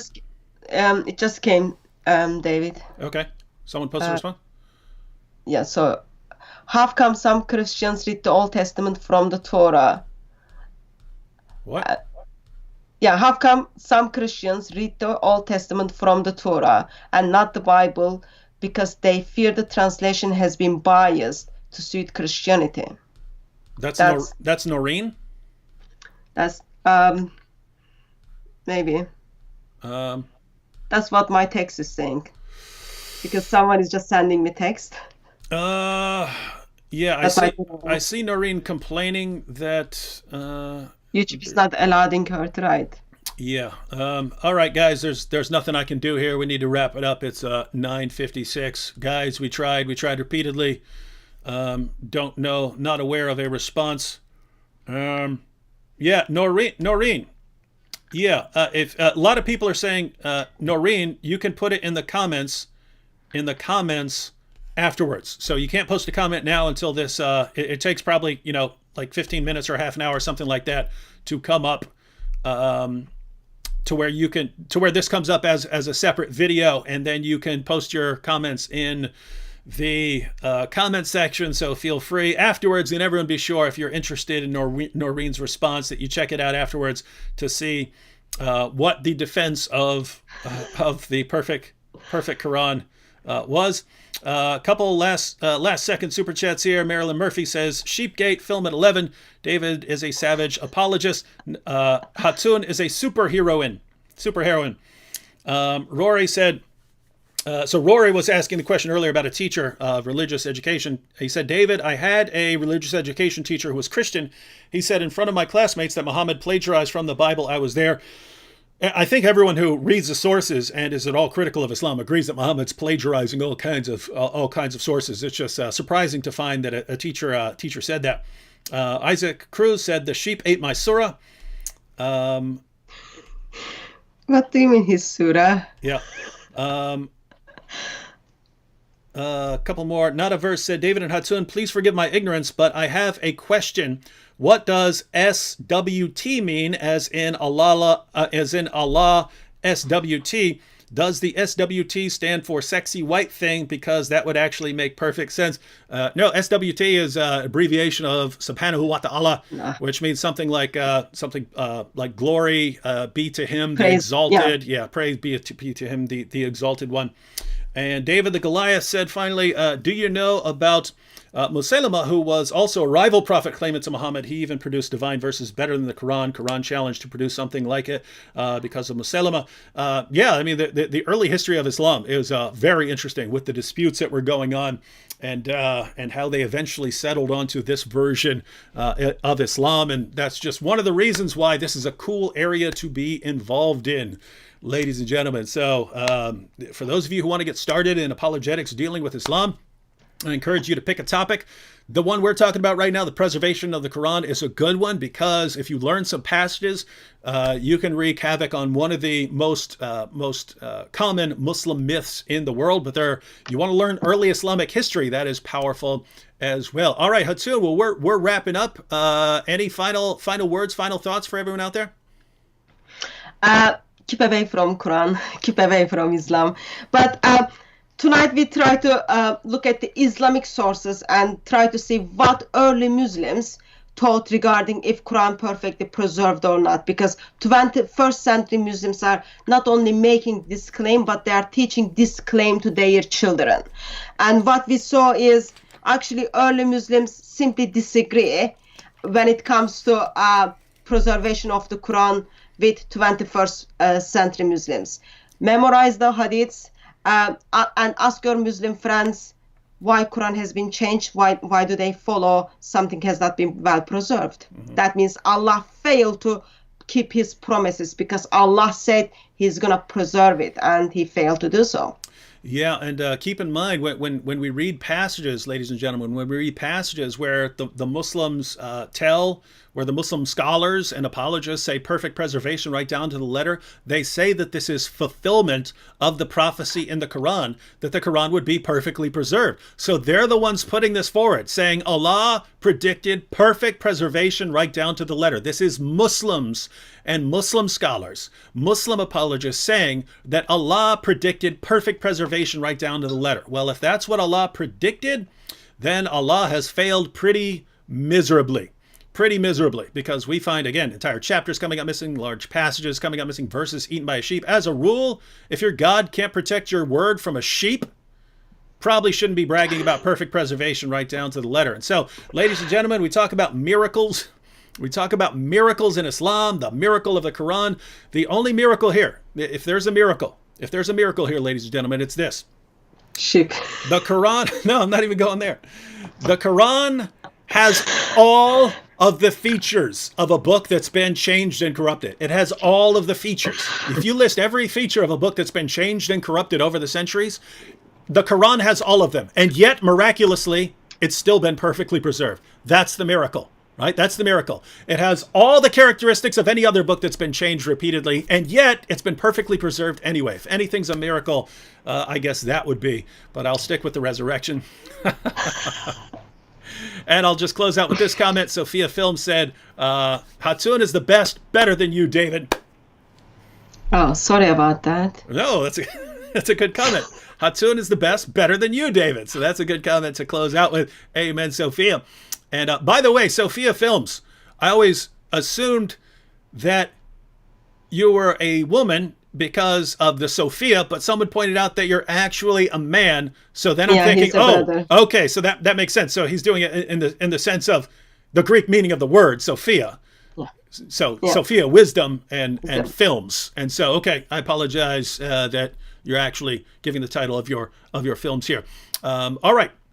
Well, thanks to Hatun for joining us. I think everyone liked the discussion, because we had around, we're still over 1,200 in the chat right now, but much more to come, because again, Friday I'll be having a discussion with Sam Shimon, and we issued the challenge to Muslims to give us one unequivocal verse in the entire Quran saying that the gospel has been corrupted, and we'll be taking all those challenges live on Friday.